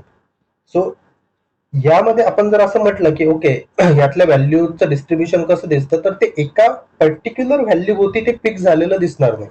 त्यात सगळे पूर्ण तो स्पेक्ट्रम अस्तित्वात असेल. आणि त्यामुळे वेल्थ डिस्ट्रीब्युशन किंवा शब्दांची फ्रिक्वेन्सी, म्हणजे तुम्ही एखादं पुस्तक घेतलं आणि त्यातले प्रत्येक शब्द किती वेळा आला असं लिहून काढलं, तर तुम्हाला असं दिसेल इंग्लिशमध्ये उदाहरणार्थ की द, अँड असे शब्द आहेत, ते प्रचंड वेळा येतात. हे 1-2च शब्द खूप वेळा येतात आणि बाकीचे सगळे शब्द एखाद दुसऱ्या वेळा येईल किंवा 10 वेळा येईल वगैरे वगैरे असं होईल. ठीक आहे. सो या प्रकारच्या ज्या गोष्टी आहेत, तर त्यांचं डिस्ट्रीब्युशन हे स्क्यूड दिसतं. आता नेटवर्क्समध्ये याचा रेलेव्हन्स काय आहे, तर तो आपण बघूया. तो रेलेव्हन्स, सो सो ओके, त्याच्या आधी मला फक्त ते चित्र दाखवायचं होतं की जिथे तुम्ही जर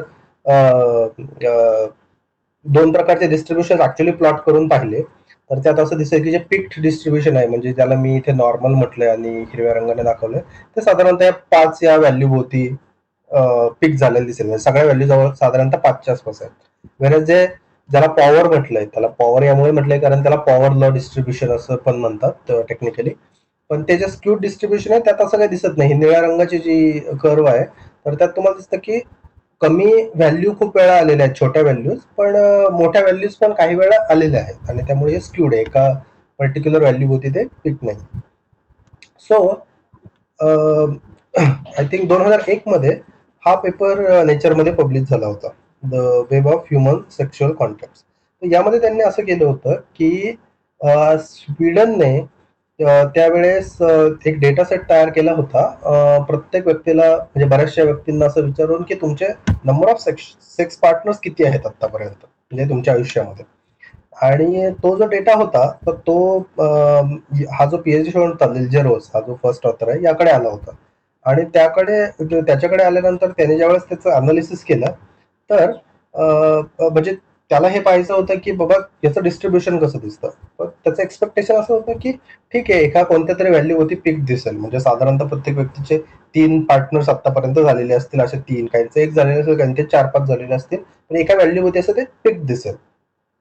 पण ज्यावेळेस त्याने ऍक्च्युअली प्लॉट केलं, तर त्याला विचित्र गोष्ट दिसली. त्याला असं दिसलं की हे डिस्ट्रीब्युशन हायली स्क्यूड आहे. आता हा जो प्लॉट दाखवतोय मी, हा थोडासा तुम्हाला वेगळा दिसेल. तो स्क्यूड डिस्ट्रीब्युशनचा आधीचा प्लॉट दाखवला तसं दिसत नाहीये.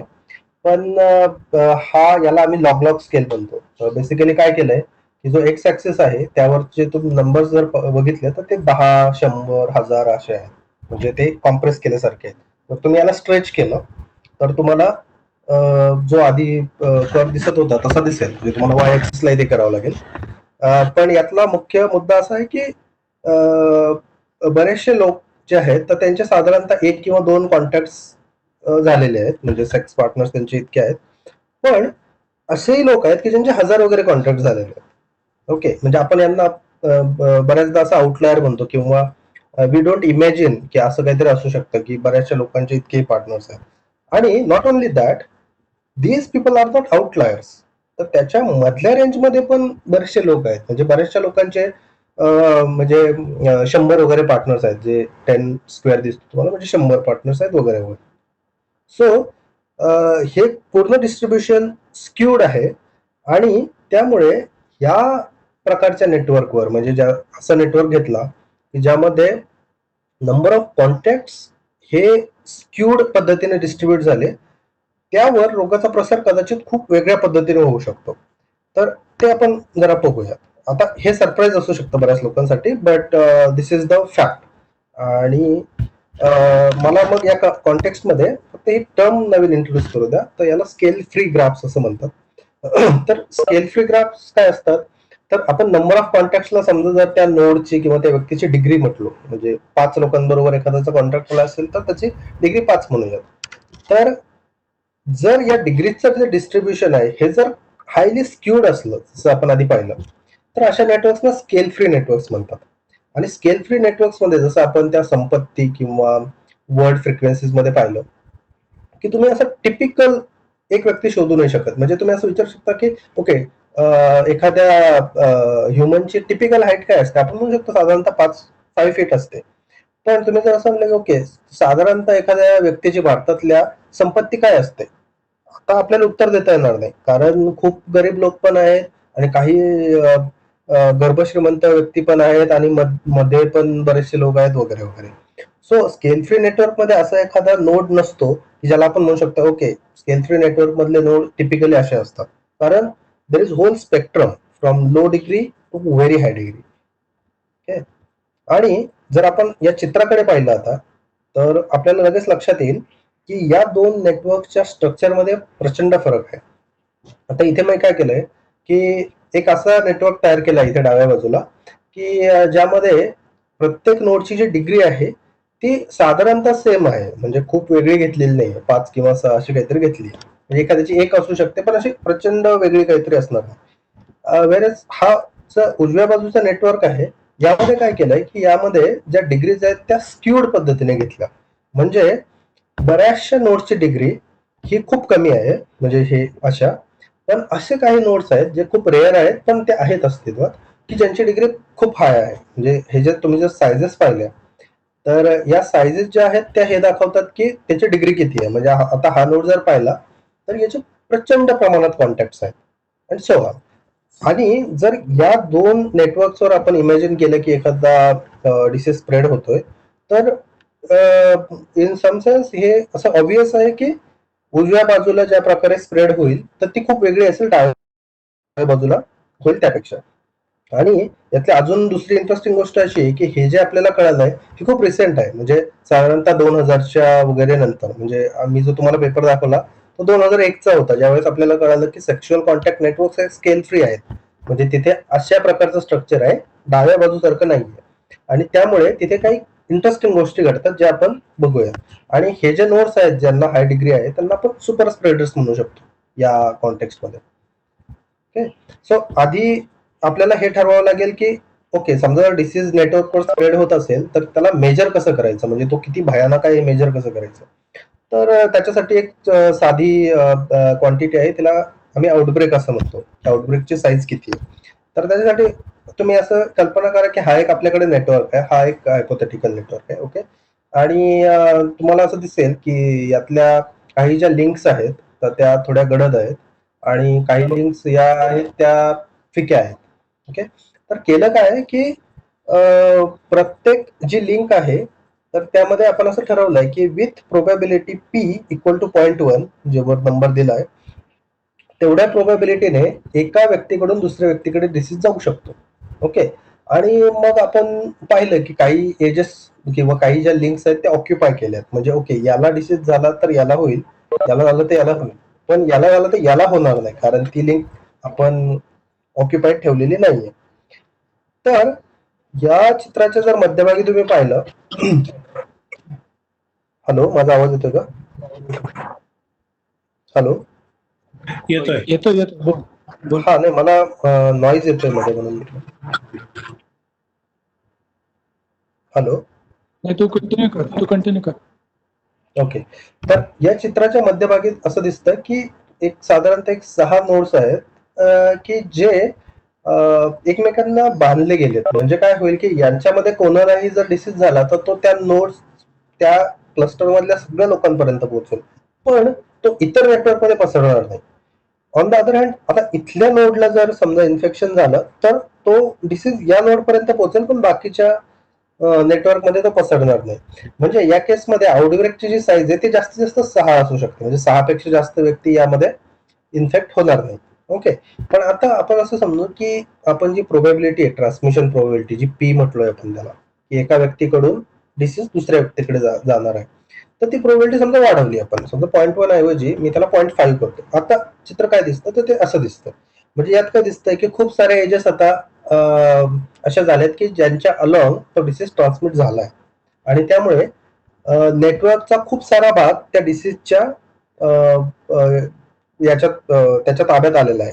आता असे काही नोड्स आहेत की ज्यांच्यापर्यंत तो डिसीज पोहोचलेला नाही, पण तरीही खूप सारे जे नोड्स आहेत तर ते त्यामध्ये आलेत आणि मग यामुळे जर तुम्ही नंबर ऑफ नोड्स पाहिले तर आउटब्रेकचा जो साईज आहे तो मोठा आहे या केसमध्ये. आणि जर समजा तुम्ही असं म्हटलात की नाही प्रोबॅबिलिटी 1च आहे, म्हणजे दोन नोड कनेक्टेड असले आणि एकाला काही प्रॉब्लेम झाला, इन्फेक्शन झालं की ते दुसऱ्याला नक्की पोहोचणार विथ प्रोबॅबिलिटी 1. तर काय होईल की तो सगळ्या नेटवर्कमध्ये पसरेल आणि या केसमध्ये आउटब्रेकची जी साईज असेल ती आणि नेटवर्कची साईज हे दोन्ही इक्वल असतील. सो ही आउटब्रेकची साईज जी आहे ती आपल्याला पुढच्या डिस्कशन मध्ये लागणार आहे. यावरून आपल्याला आउटब्रेकच्या साईजवरून हे समजतं की तो डिसीज किती घातक आहे, किती मोठ्या पॉप्युलेशनला तो इन्फेक्ट करू शकतो.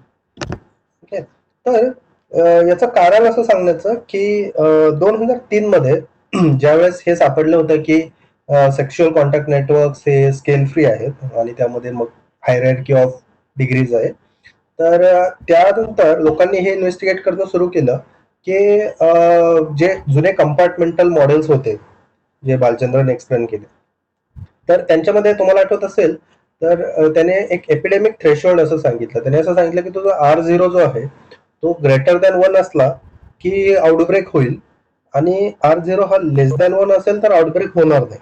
ओके, आता आपल्याकडे जर नेटवर्क ज्यावर पसरतोय रोग तो जर स्केल फ्री असेल तर काय होईल, तर हा एक फिजिकल रिव्ह्यू लेटर्स म्हणून एक रिसर्च जर्नल आहे ज्यामध्ये पब्लिश झालेला हा खूप क्लासिक पेपर आहे 2003 ला.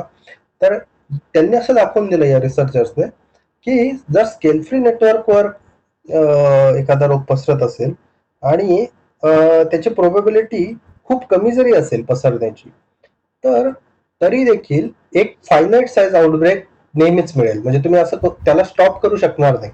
कारण याचं कारण असं आहे की त्यामध्ये खूप सारे सुपर स्प्रेडर्स आहेत आणि तुमची प्रोबॅबिलिटी जरी कमी असली तरी एखाद्या जरी सुपर स्प्रेडर कडे तो गेला तर तो तिथून खूप साऱ्या लोकांपर्यंत पोहोचू शकतो. आणि याला असं म्हणतात आणि यामुळे असं म्हणतात की स्केल फ्री नेटवर्क्स मध्ये एपिडेमिक थ्रेशोल्ड नाहीये, इट इज 0 बेसिकली. ओके, आणि दिस इज काय म्हणूयात त्याला की 2000 पूर्वीचा आपला जो सगळा व्ह्यू होता या एपिडेमिक्स बद्दल, तो आपण असं म्हणू शकतो की या काय पेपरने प्रचंड बदलून टाकलाय. म्हणजे पहिल्यांदा आपल्याला कळलं की खूप सारे कॉन्टॅक्ट नेटवर्क्स हे स्केल फ्री आहेत आणि दुसरं असं की स्केल फ्री नेटवर्क्सवरचा एपिडेमिक थ्रेशोल्ड हा 0 आहे, तो फायनाईट नाहीये 1 सारखा, की ज्यामुळे आपल्याला कंट्रोल करायला सोपं जाईल.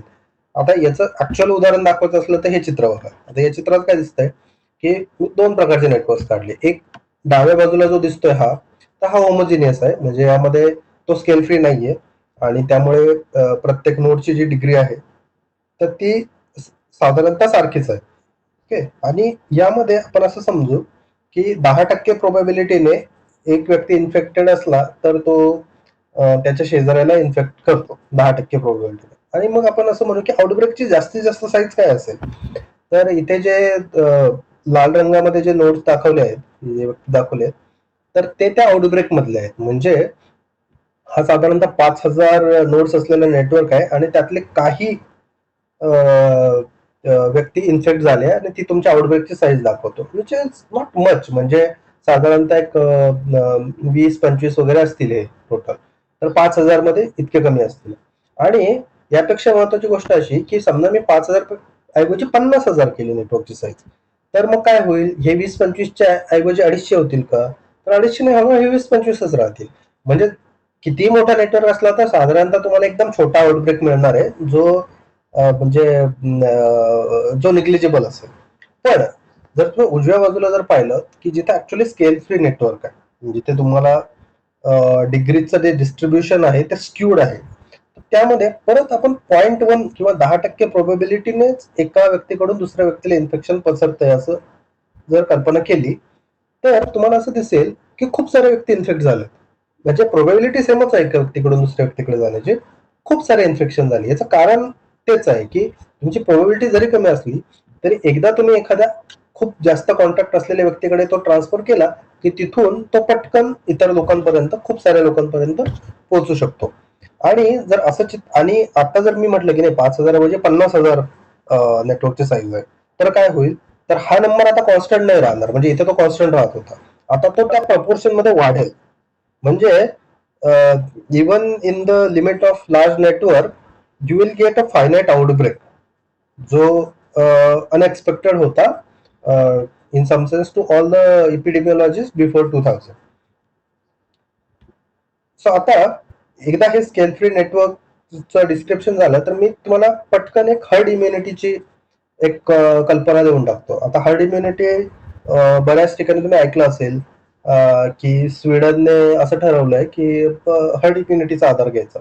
हर्ड इम्युनिटी आहे काय, तर भालचंद्राने आधी सांगितल्यासारखं की हर्ड इम्युनिटी म्हणजे तुमचं जे पॉप्युलेशन आहे त्यातलं जवळपास सगळे वॅक्सिनेट झाले आणि त्यामुळे काही वॅक्सिनेट व्हायचे जरी राहिले असतील किंवा इम्युन व्हायचे जरी राहिले असतील तरी त्यांना काळजी करण्याची गरज नाही. म्हणजे उदाहरणार्थ भारतात सुद्धा आपण असं म्हणू शकत नाही की प्रत्येक जो मूल आहे 0 ते 5 या वयोगटातला त्याला आपण वॅक्सिनेट करू शकलोय, कदाचित नाही करू शकलो, काही सुटले असतील, पण त्यांना घाबरण्याची गरज नाही कारण हर्ड इम्युनिटी आहे. तर ती काय आहे हे बघूया.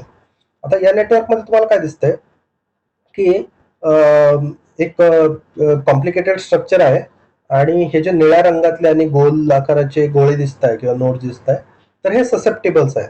म्हणजे आपण जे भालचंद्राने सांगितलेलं मॉडेल होतं SIR, तेच आपण इथे रन करून बघणार आहोत, पण इथे आपण ऍक्च्युअली नेटवर्क ऑफ कॉन्टॅक्ट घेऊन त्यावर रन करणार. आणि इथे तुम्हाला दिसत असेल तर हा एक लाल रंगातला एक नोड आहे जो चौकोनी आहे आणि तो एकटाच इन्फेक्टेड आहे. ठीक आहे, आता काय होतं बघूया. आता समजा जर आपण पुढे गेलो की समजा आज असं आहे तर उद्या काय होतं, तर विथ सम प्रोबॅबिलिटी आता त्याने एका व्यक्तीला इन्फेक्ट केलंय त्याच्या शेजाऱ्याला. ओके, बाकीचे तसेच आहेत आणि त्यामुळे तोही लाल झालेला असं दिसतंय आपल्याला. आता आपण जर असं करायला लागलो हळूहळू, तर असं दिसेल की ओके जास्त जास्त लोक इन्फेक्ट होतील. पण इथे बघा, इथे हा मधला आता नोड इन्फेक्ट झाला ज्याचे खूप सारे कॉन्टॅक्ट्स आहेत ऍक्च्युअली. आणि मध्ये आता तुम्हाला एक वेगळी गोष्ट दिसेल की इथे हा जो सुरुवातीचा इन्फेक्टेड होता तो आता ऑरेंज झालाय आणि तो त्रिकोणी झालाय. याचा अर्थ साधा असा आहे की काही काळ तो इन्फेक्टेड होता आणि नंतर तो बरा झाला. म्हणजे आणि एकदा तो बरा झाला किंवा रिकवर्ड झाला तर आता त्याला परत डिसीज होऊ शकत नाही असं तर मानलंय आपण की परत त्याला होत नाही. आणि मग तरी जरी तो बरा झालेला असेल तर आता त्याने इतरांना इन्फेक्ट केलंय आणि आता आपण जर असं पुढे जात राहिलो तर आपल्याला दिसतील की अजून काही लोक इन्फेक्ट झाले आणि जे इन्फेक्टेड होते त्यांच्यापैकी काही बरे व्हायला लागले. जर तुम्ही पाहिलं तर जे आता परत त्रिकोण दिसायला लागलेत काही. ओके, आता आपण असं पुढे पुढे जाऊयात आणि लेट्स से आपण ओके आता इथे थांबूयात 1 मिनिट. तर इथे काय झालेलं आहे बघा की पूर्ण नेटवर्क मध्ये आता 3 प्रकारचे नोड्स आहेत. तुमच्याकडे काही नोड्स आहेत जे निळ्या रंगात आहेत अजूनही, म्हणजे त्यांना त्यांच्यापर्यंत डिसीज पोहोचलेला नाही. ते इन्फेक्ट त्यांना जर म्हणजे ते जर इन्फेक्टेडच्या कॉन्टॅक्ट मध्ये आले तर इन्फेक्शन होईल, पण ते अजून आले नाहीत.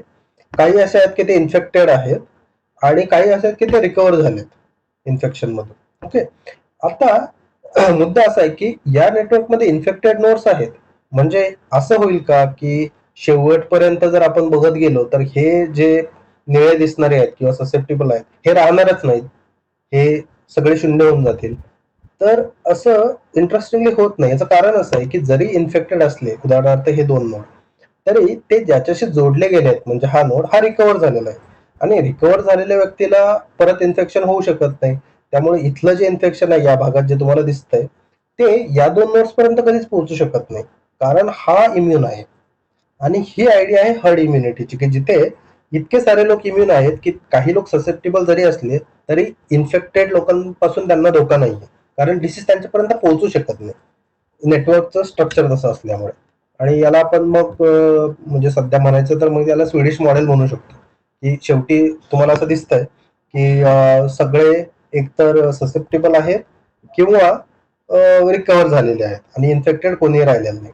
आणि हे जे ब्ल्यू होते जसं भालचंद्र आधी म्हटला की काही लकी इंडिव्हिज्युअल्स राहून जातात त्यात की ज्यांना कधीच डिसीजने कॅच केलं नाही आणि आता नेटवर्कच्या स्ट्रक्चरमुळे डिसीज त्यांच्यापर्यंत पोहोचूही शकला नाही. आणि this is an example of herd immunity. Okay, so आपण आता स्केल फ्री नेटवर्क पाहिले, त्यांच्यावरची स्प्रेड कशी होते आणि ती कशी वेगाने होते हे पाहिलं आणि आपण हर्ड इम्युनिटी पाहिलं. तर आता आपण हा विचार करू शकतो की की समजा स्केल फ्री नेटवर्क्सवर एखादा आजार पसरत असेल तर आपण त्याला कंट्रोल कसं करणार. तर एक वे असं आहे की तुम्ही रॅन्डमली वॅक्सिनेट करा काही लोकांना, पण आपल्याकडे फायनाईट सप्लाय असतो, म्हणजे आपण सगळ्यांना वॅक्सिनेट नाही करू शकत. सो काय करू शकतो, रॅन्डमली वॅक्सिनेट करायचं का. तर आपण आधीच पाहिलं की स्केल फ्री नेटवर्क्स मध्ये खूप वेगळ्या प्रकारचं स्ट्रक्चर आहे की ज्यामध्ये काही सुपर स्प्रेडर्स आहेत आणि मधली एक रेंज आहे आणि खूप सारे लोक कमी कॉन्टॅक्ट वाले आहेत. ओके, जर आपण कमी कॉन्टॅक्ट वाल्यांना जर वॅक्सिनेट केलं किंवा मेडिकेशन दिलं तर ऍक्च्युअली आपल्याला फायदा होणार नाही, कारण जे सुपर स्प्रेडर्स आहेत त्यांच्या थ्रू तो डिसीज इतर लोकांपर्यंत अजूनही पसरत राहणार आहे.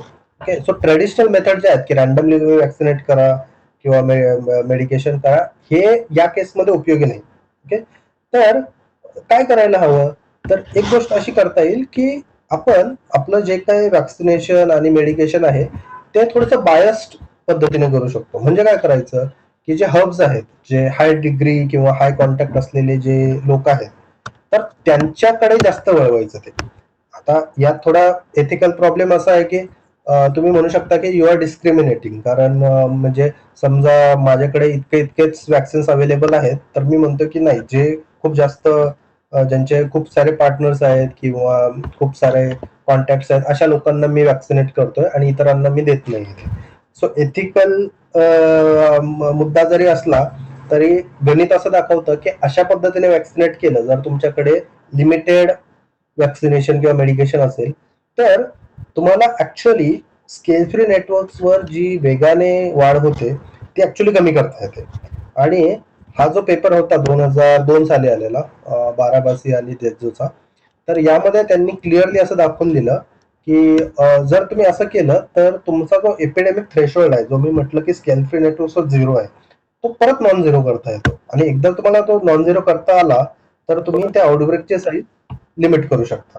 सो हा यातला एक असं म्हणू शकतो की एक रिसेंट इयर्स मध्ये आपल्याला कळलेली खूप मोठी गोष्ट आहे ही, की कॉन्टॅक्ट नेटवर्क्स हे स्केल फ्री आहेत आणि तुम्हाला ट्रेडिशनल आणि त्यावरची स्प्रेड जी आहे ती आपण जशी इमॅजिन केली होती त्यापेक्षा खूप वेगळी आहे.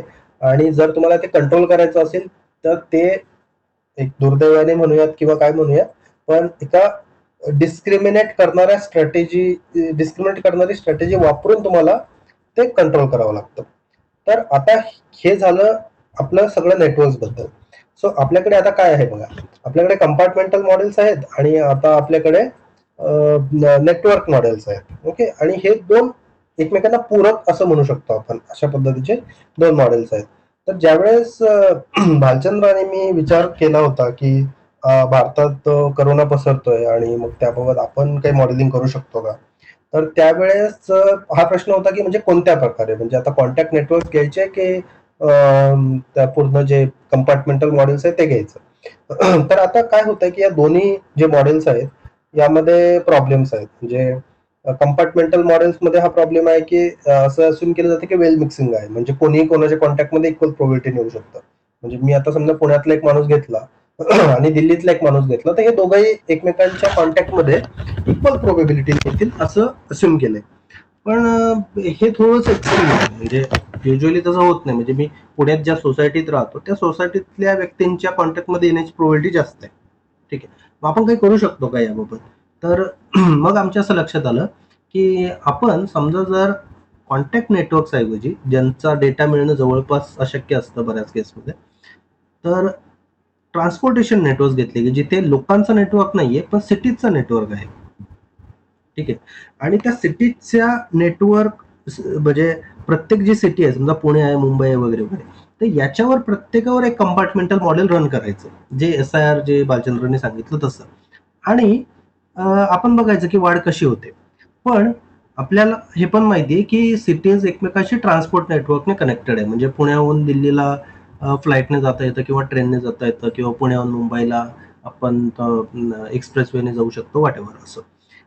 तर यामुळे काय करता येईल यामुळे दोन गोष्टी करता येईल की आपलं जे असम्पशन आहे वेल मिक्सिंग, की कोणी कोणाशी इक्वल प्रोबेबिलिटीने हे करता येईल ते सिटीच्या लेवलला लिमिट करता येईल.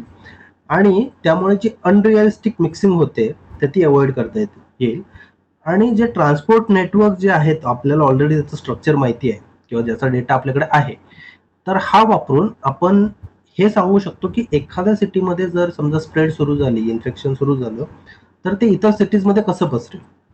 आणि त्यामुळे आम्ही हे 2 मॉडेल्स कंबाईन केले आणि मग एक नवीन हायब्रिड मॉडेल तयार केलं, जे वापरून आम्ही आमचे प्रेडिक्शन्स केले. आता हे ट्रान्सपोर्ट नेटवर्कचं उदाहरण द्यायचं झालं तर हा नेटवर्क आहे. म्हणजे आता इथे तुम्हाला जे काही वर्तुळाकार रचनेत जे गोळे दिसत आहे किंवा नोड दिसत आहे, तर ते प्रत्येक जो गोळा आहे किंवा नोड आहे तो एक सिटी आहे, म्हणजे एक ह्युमन नाही आहे, एक सिटी आहे. आणि आम्ही अशा सिटीज घेतल्या इथे की ज्यामध्ये एअरपोर्ट्स आहेत. पण आता ऍक्च्युअल करताना आम्ही ट्रेन्ससाठी पण केलं, म्हणजे ट्रेनचं नेटवर्क घेऊन पण केलं. आणि आता इथे जर तुम्ही कोणतेही 2 नोड्स घेतले आणि त्यांच्यामधले लिंक बघितल्या, तर त्या अशा आहेत की जर त्या 2 शहरांमध्ये विमानसेवा अस्तित्वात असेल, म्हणजे मुंबईहून आपण दिल्लीला जाऊ शकतो, तर मुंबई आणि दिल्ली या दोघांमध्ये कनेक्शन असणार. पण जर समजा मुंबईहून एखाद्या सिटीला जायला डायरेक्ट फ्लाईट नसेल, तर त्यामध्ये आम्ही कनेक्शन टाकलं नाही आणि ट्रेनचंही तसंच केलं. आणि आता प्रत्येक यातली जी सिटी आहे त्याच्यावर एक SIR मॉडेल रन केलं आणि या ज्या लिंक्स आहेत त्याच्या अलॉंग मायग्रेशन मॉडेल केलं की एका सिटीतून दुसऱ्या सिटीत माणसं जाऊ शकतात. आणि मग त्यामुळे आम्हाला असं कळालं की समजा तुम्ही जर मुंबई किंवा दिल्ली किंवा हैदराबाद अशा शहरांमध्ये जर इन्फेक्शन सुरू झालं असेल, तर ते इतके वेल कनेक्टेड आहेत की खूप साऱ्या शहरांमध्ये ते लगेचच इन्फेक्शन पसरेल. दुसऱ्या बाजूला जर समजा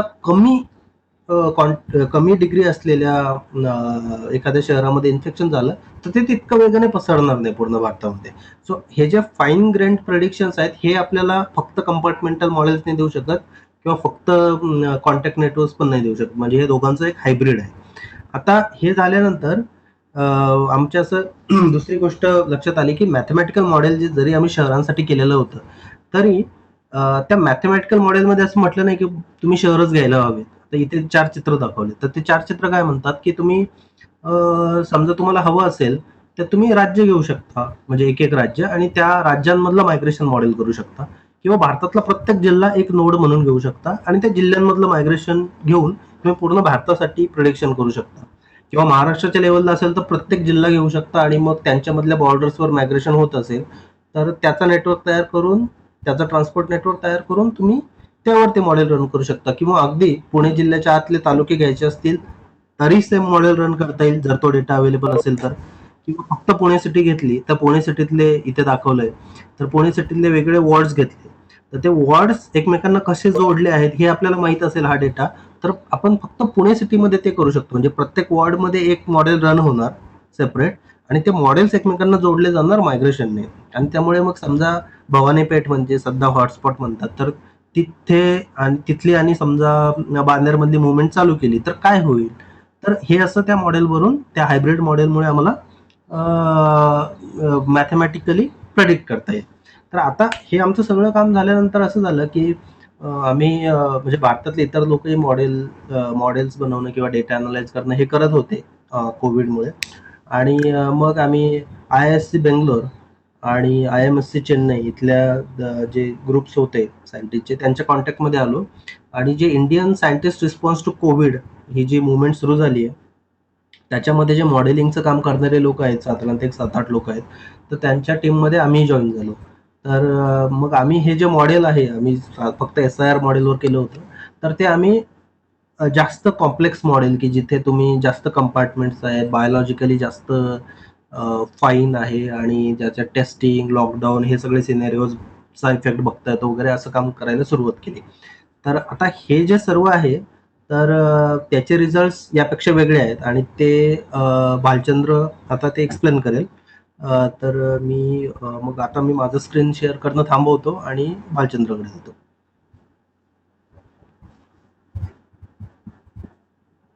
दिसते माझी स्क्रीन सगळ्यांना? हा, मी माझी थांबवतो. माझी दिसत असेल ना? हो, थांबवली दिसते. दिसते ना? ओके. थँक्स नेहल. जरा आम्ही थोडं काळाच्या मागे पडलोय, हळूहळू चाललंय जरा. मी जरा पटकन संपवतो आता पुढचा भाग उरलेला. तर SIR हे जे आपण बोललो याला 3 कंपार्टमेंटल मॉडेल म्हणतात, कारण की त्याच्यात 3 compartment, susceptible, infected and recover. पण ते प्रत्येक रोगाच्या बाबतीत तसं ब्लाइंडली वापरून चालत नाही. स्पेशली कोरोना व्हायरस त्याच्या बाबतीत जरा ते मॉडेल आणखी ॲडव्हान्स करावं लागतं. तर तिथं आम्ही 9 कंपार्टमेंटल मॉडेल इंट्रोड्यूस केलं. तर त्याचे ते काय आहे ते आपण समजून घेऊ पटकन. सध्या कोविडची जी ट्रॅजेक्टरी आहे लाईफ टाईम त्याचं 4 गोष्टी करतात. एखाद्या व्यक्तीला जेव्हा इन्फेक्शन होतं असं आपण म्हणतो, इन्फेक्शन होण्यापूर्वी तो व्यक्ती एक्सपोज होतो म्हणजे काय की त्याला व्हायरस बॉडीमध्ये आहे पण तो पुरेशा प्रमाणात नाही आहे, तो इतरांना इन्फेक्ट करेल. 1-2 दिवस दोन दिवस तो व्यक्ती एक्सपोज झाल्यानंतर 2 दिवसात व्हायरसचं प्रमाण वाढतं शरीरातलं आणि त्याच्यानंतर मग काही गोष्टी घडू शकतात. एक म्हणजे त्याला काहीच कळत नाही की आपल्याला रोग झाला आहे नाही झाला आहे, त्याला कुठलेही सिम्पटम दिसत नाही. त्याला असिम्पटमॅटिक असा शब्द तुम्ही ऐकलेला असेल की त्याला काहीही घडत नाही, कुठलेही सिम्पटम दिसत नाही, तो माणूस रिकवर होऊन जातो. ही एक साधी सरळसोट सायकल. दुसरी गोष्ट अशी की कधी कधी एक्सपोज झाल्यानंतर त्याला थोडं इन्फेक्शन डेव्हलप व्हायला लागतं, त्याला आपण प्री सिम्पटॉमॅटिक असं म्हणतो IP. आणि त्याच्यानंतर त्याला माइल्ड सिम्पटम्स येतात, मे बी थोडंसं डोकं दुखतं, थोडंसं काहीतरी होतं 2 दिवस 4 दिवस आणि त्याच्यानंतर तो व्यक्ती रिकवर होऊन जातो. याला माइल्ड ट्रॅजेक्टरी. इतर 2 केसेसमध्ये सिव्हिअर आणि क्रिटिकल ह्याच्यामध्ये काय होतं की एकदा का एक्सपोज झाला त्याच्यानंतर थोडं प्रिसिम्पटॉमॅटिक असतो, थोडे त्याला सिम्पटम्स डेव्हलप व्हायची शक्यता असते. त्याच्यानंतर सिव्हिअर सिम्पटम्स डेव्हलप होतात. हे दोन्ही एकच आहे. सिव्हिअर सिम्पटम डेव्हलप होतात. त्याच्यानंतर मग त्याला हॉस्पिटलायझेशन करावं लागतं. तर सिव्हिअर आहे का क्रिटिकल आहे, मग हॉस्पिटलायझेशन तुम्हाला काय ICU लागतं, व्हेंटिलेटर लागतं, काय लागतं याच्यानुसार हॉस्पिटलायझेशनचे ग्रेड बदलू शकतं. आणि त्याच्यानंतर तो व्यक्ती एकतर रिकवर होऊ शकतो किंवा जे काही क्रिटिकली इल मंडळी आहे त्यातलं थोडंसं फ्रॅक्शन अनफॉर्च्युनेटली रिकवर होत नाही. असा सगळा एक साधारण 25-28 दिवसांची ट्रॅजेक्टरी मानली जाते. सध्याचं बेस्ट नोन मॉडेल.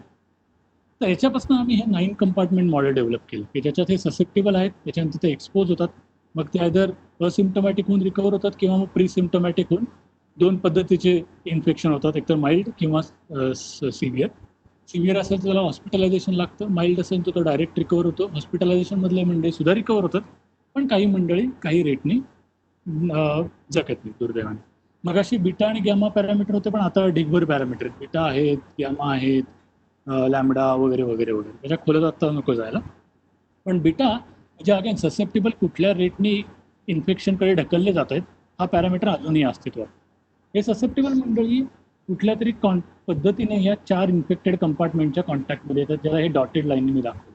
त्याला आपण CP म्हणतो की त्यांची स्ट्रेंथ काय आहे की ते एकमेकांशी कॉन्टॅक्ट करण्याची. तर त्या स्ट्रेंथनुसार ससेप्टेबल मंडळी एक्सपोजमध्ये ढकलले जातात आणि मग पुढे. हे असं 9 कंपार्टमेंट मॉडेल आम्ही गृहीत धरलं. आणि आता मी पहिले तुम्हाला काही रिझल्ट्स दाखवतो या याचे. आम्ही एक असं समजा की 10 कोटी पॉप्युलेशनची लोकसंख्या असलेलं हे राज्य महाराष्ट्रासाठी. याच्यावर जर तुम्ही हे रन केलं मॉडेल तुम्ही समजा या दिवशी काही नंबर ऑफ इन्फेक्टेड मंडळी आहेत असं गृहीत धरलं, तर पुढे हे इन्फेक्शन कसं डेव्हलप होतं. तर तुमच्या असं लक्षात येईल की कोविडचे पॅरामीटर असे आहेत की जवळजवळ 2 कोटी लोक, 11 कोटीपैकी 2 कोटी लोक इन्फेक्शनच्या प्रादुर्भावाखाली येऊ शकतात. अर्थात त्याच्यातल्या 80% लोकांना काही कळणार पण नाही, ते असिम्पटोमॅटिक असतील आणि बऱ्याच कमी लोकांना त्यातले इन्फेक्शन दिसतील आणि इथं क्रिटिकली इलचं प्रमाण साधारण 4 लाखांपर्यंत जाऊ शकतं असं आपण म्हणतो, जर आपण काहीच केलं नाही तर. आता याच्यावर काही गोष्टी महत्त्वाच्या लक्षात ठेवलं पाहिजे की 0 या दिवशी म्हणजे ज्या दिवशीपासून मला मॉडेलिंग बघायचं आहे, म्हणजे आजच्या दिवशी फॉर एक्झाम्पल, त्या दिवशी किती इन्फेक्टेड आहे हे मला मॉडेलला सांगावं लागतं की बाबा इतके मंडळी इन्फेक्टेड आहेत, तरच मला हे मॉडेल डेव्हलप करता येतं. आणि तो आकडा जनरली अचूक माहिती नसतो. त्यामुळे हे मी थोडंसं ब्ल्यू दिसतंय ना, तर ते इन्फेक्टेड बदललं तर तो पीक कधी येतो याचा अनुमान पण बदलू शकतं. हे क्रिटिकल आहे. कुठल्याही मॉडेलसाठी हे महत्त्वाचं आहे. पण हे काही झालं तरी हा मोठा इन्साइट आपल्याला दिसतो की कोरोना व्हायरसचे पॅरामीटर जर तुम्ही साधे उचलले तरी मोर ऑर लेस 2 कोटी लोक इन्फेक्टेड व्हायची शक्यता आहे. अर्थात त्याच्यातल्या पॅरामीटरमध्ये एरर असतो, फरक असतो, पण तरी पण आपल्याला फोरकास्टिंग मिळू शकतं की अरे बापरे 2 कोटी लोकांपर्यंतचा संसर्ग पोहोचू शकतो आणि खरंच 4 लाख लोकांना आपण हँडल करू एवढी आपली हॉस्पिटलायझेशनची क्षमता आहे का, असाही प्रश्न आपण विचारू शकतो. त्याच्यात आणखी पण आपण बघू शकतो की महाराष्ट्राच्या लोकसंख्येचं जसं वर्गीकरण केलं की 0 ते 40 गटात 66% आहेत, 40 ते 50 गटात अमुक टक्के आहेत. हे जे सेन्सस डेटा बघितला तर असं लक्षात येतं की जे इन्फेक्टेड होतात ती जास्तीत जास्त मंडळी 0 ते 40, 0 ते 39 गटातले 40 वर्षापर्यंत.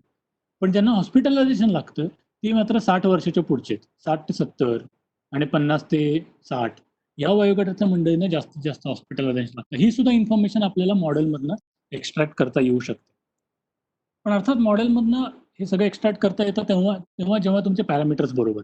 आता फॉर एक्झाम्पल तुम्ही बीटा पॅरामीटर 0.79 पासून 0.19 पर्यंत बदलला तर तुमचे जे मी मगाशी म्हटलं 4 लाख आहेत त्याच्याऐवजी 7 लाख असू शकतात, 6 लाख येऊ शकतात, 5 लाख, 4 लाख, 1 लाख किंवा काही हजार सुद्धा येऊ शकतात.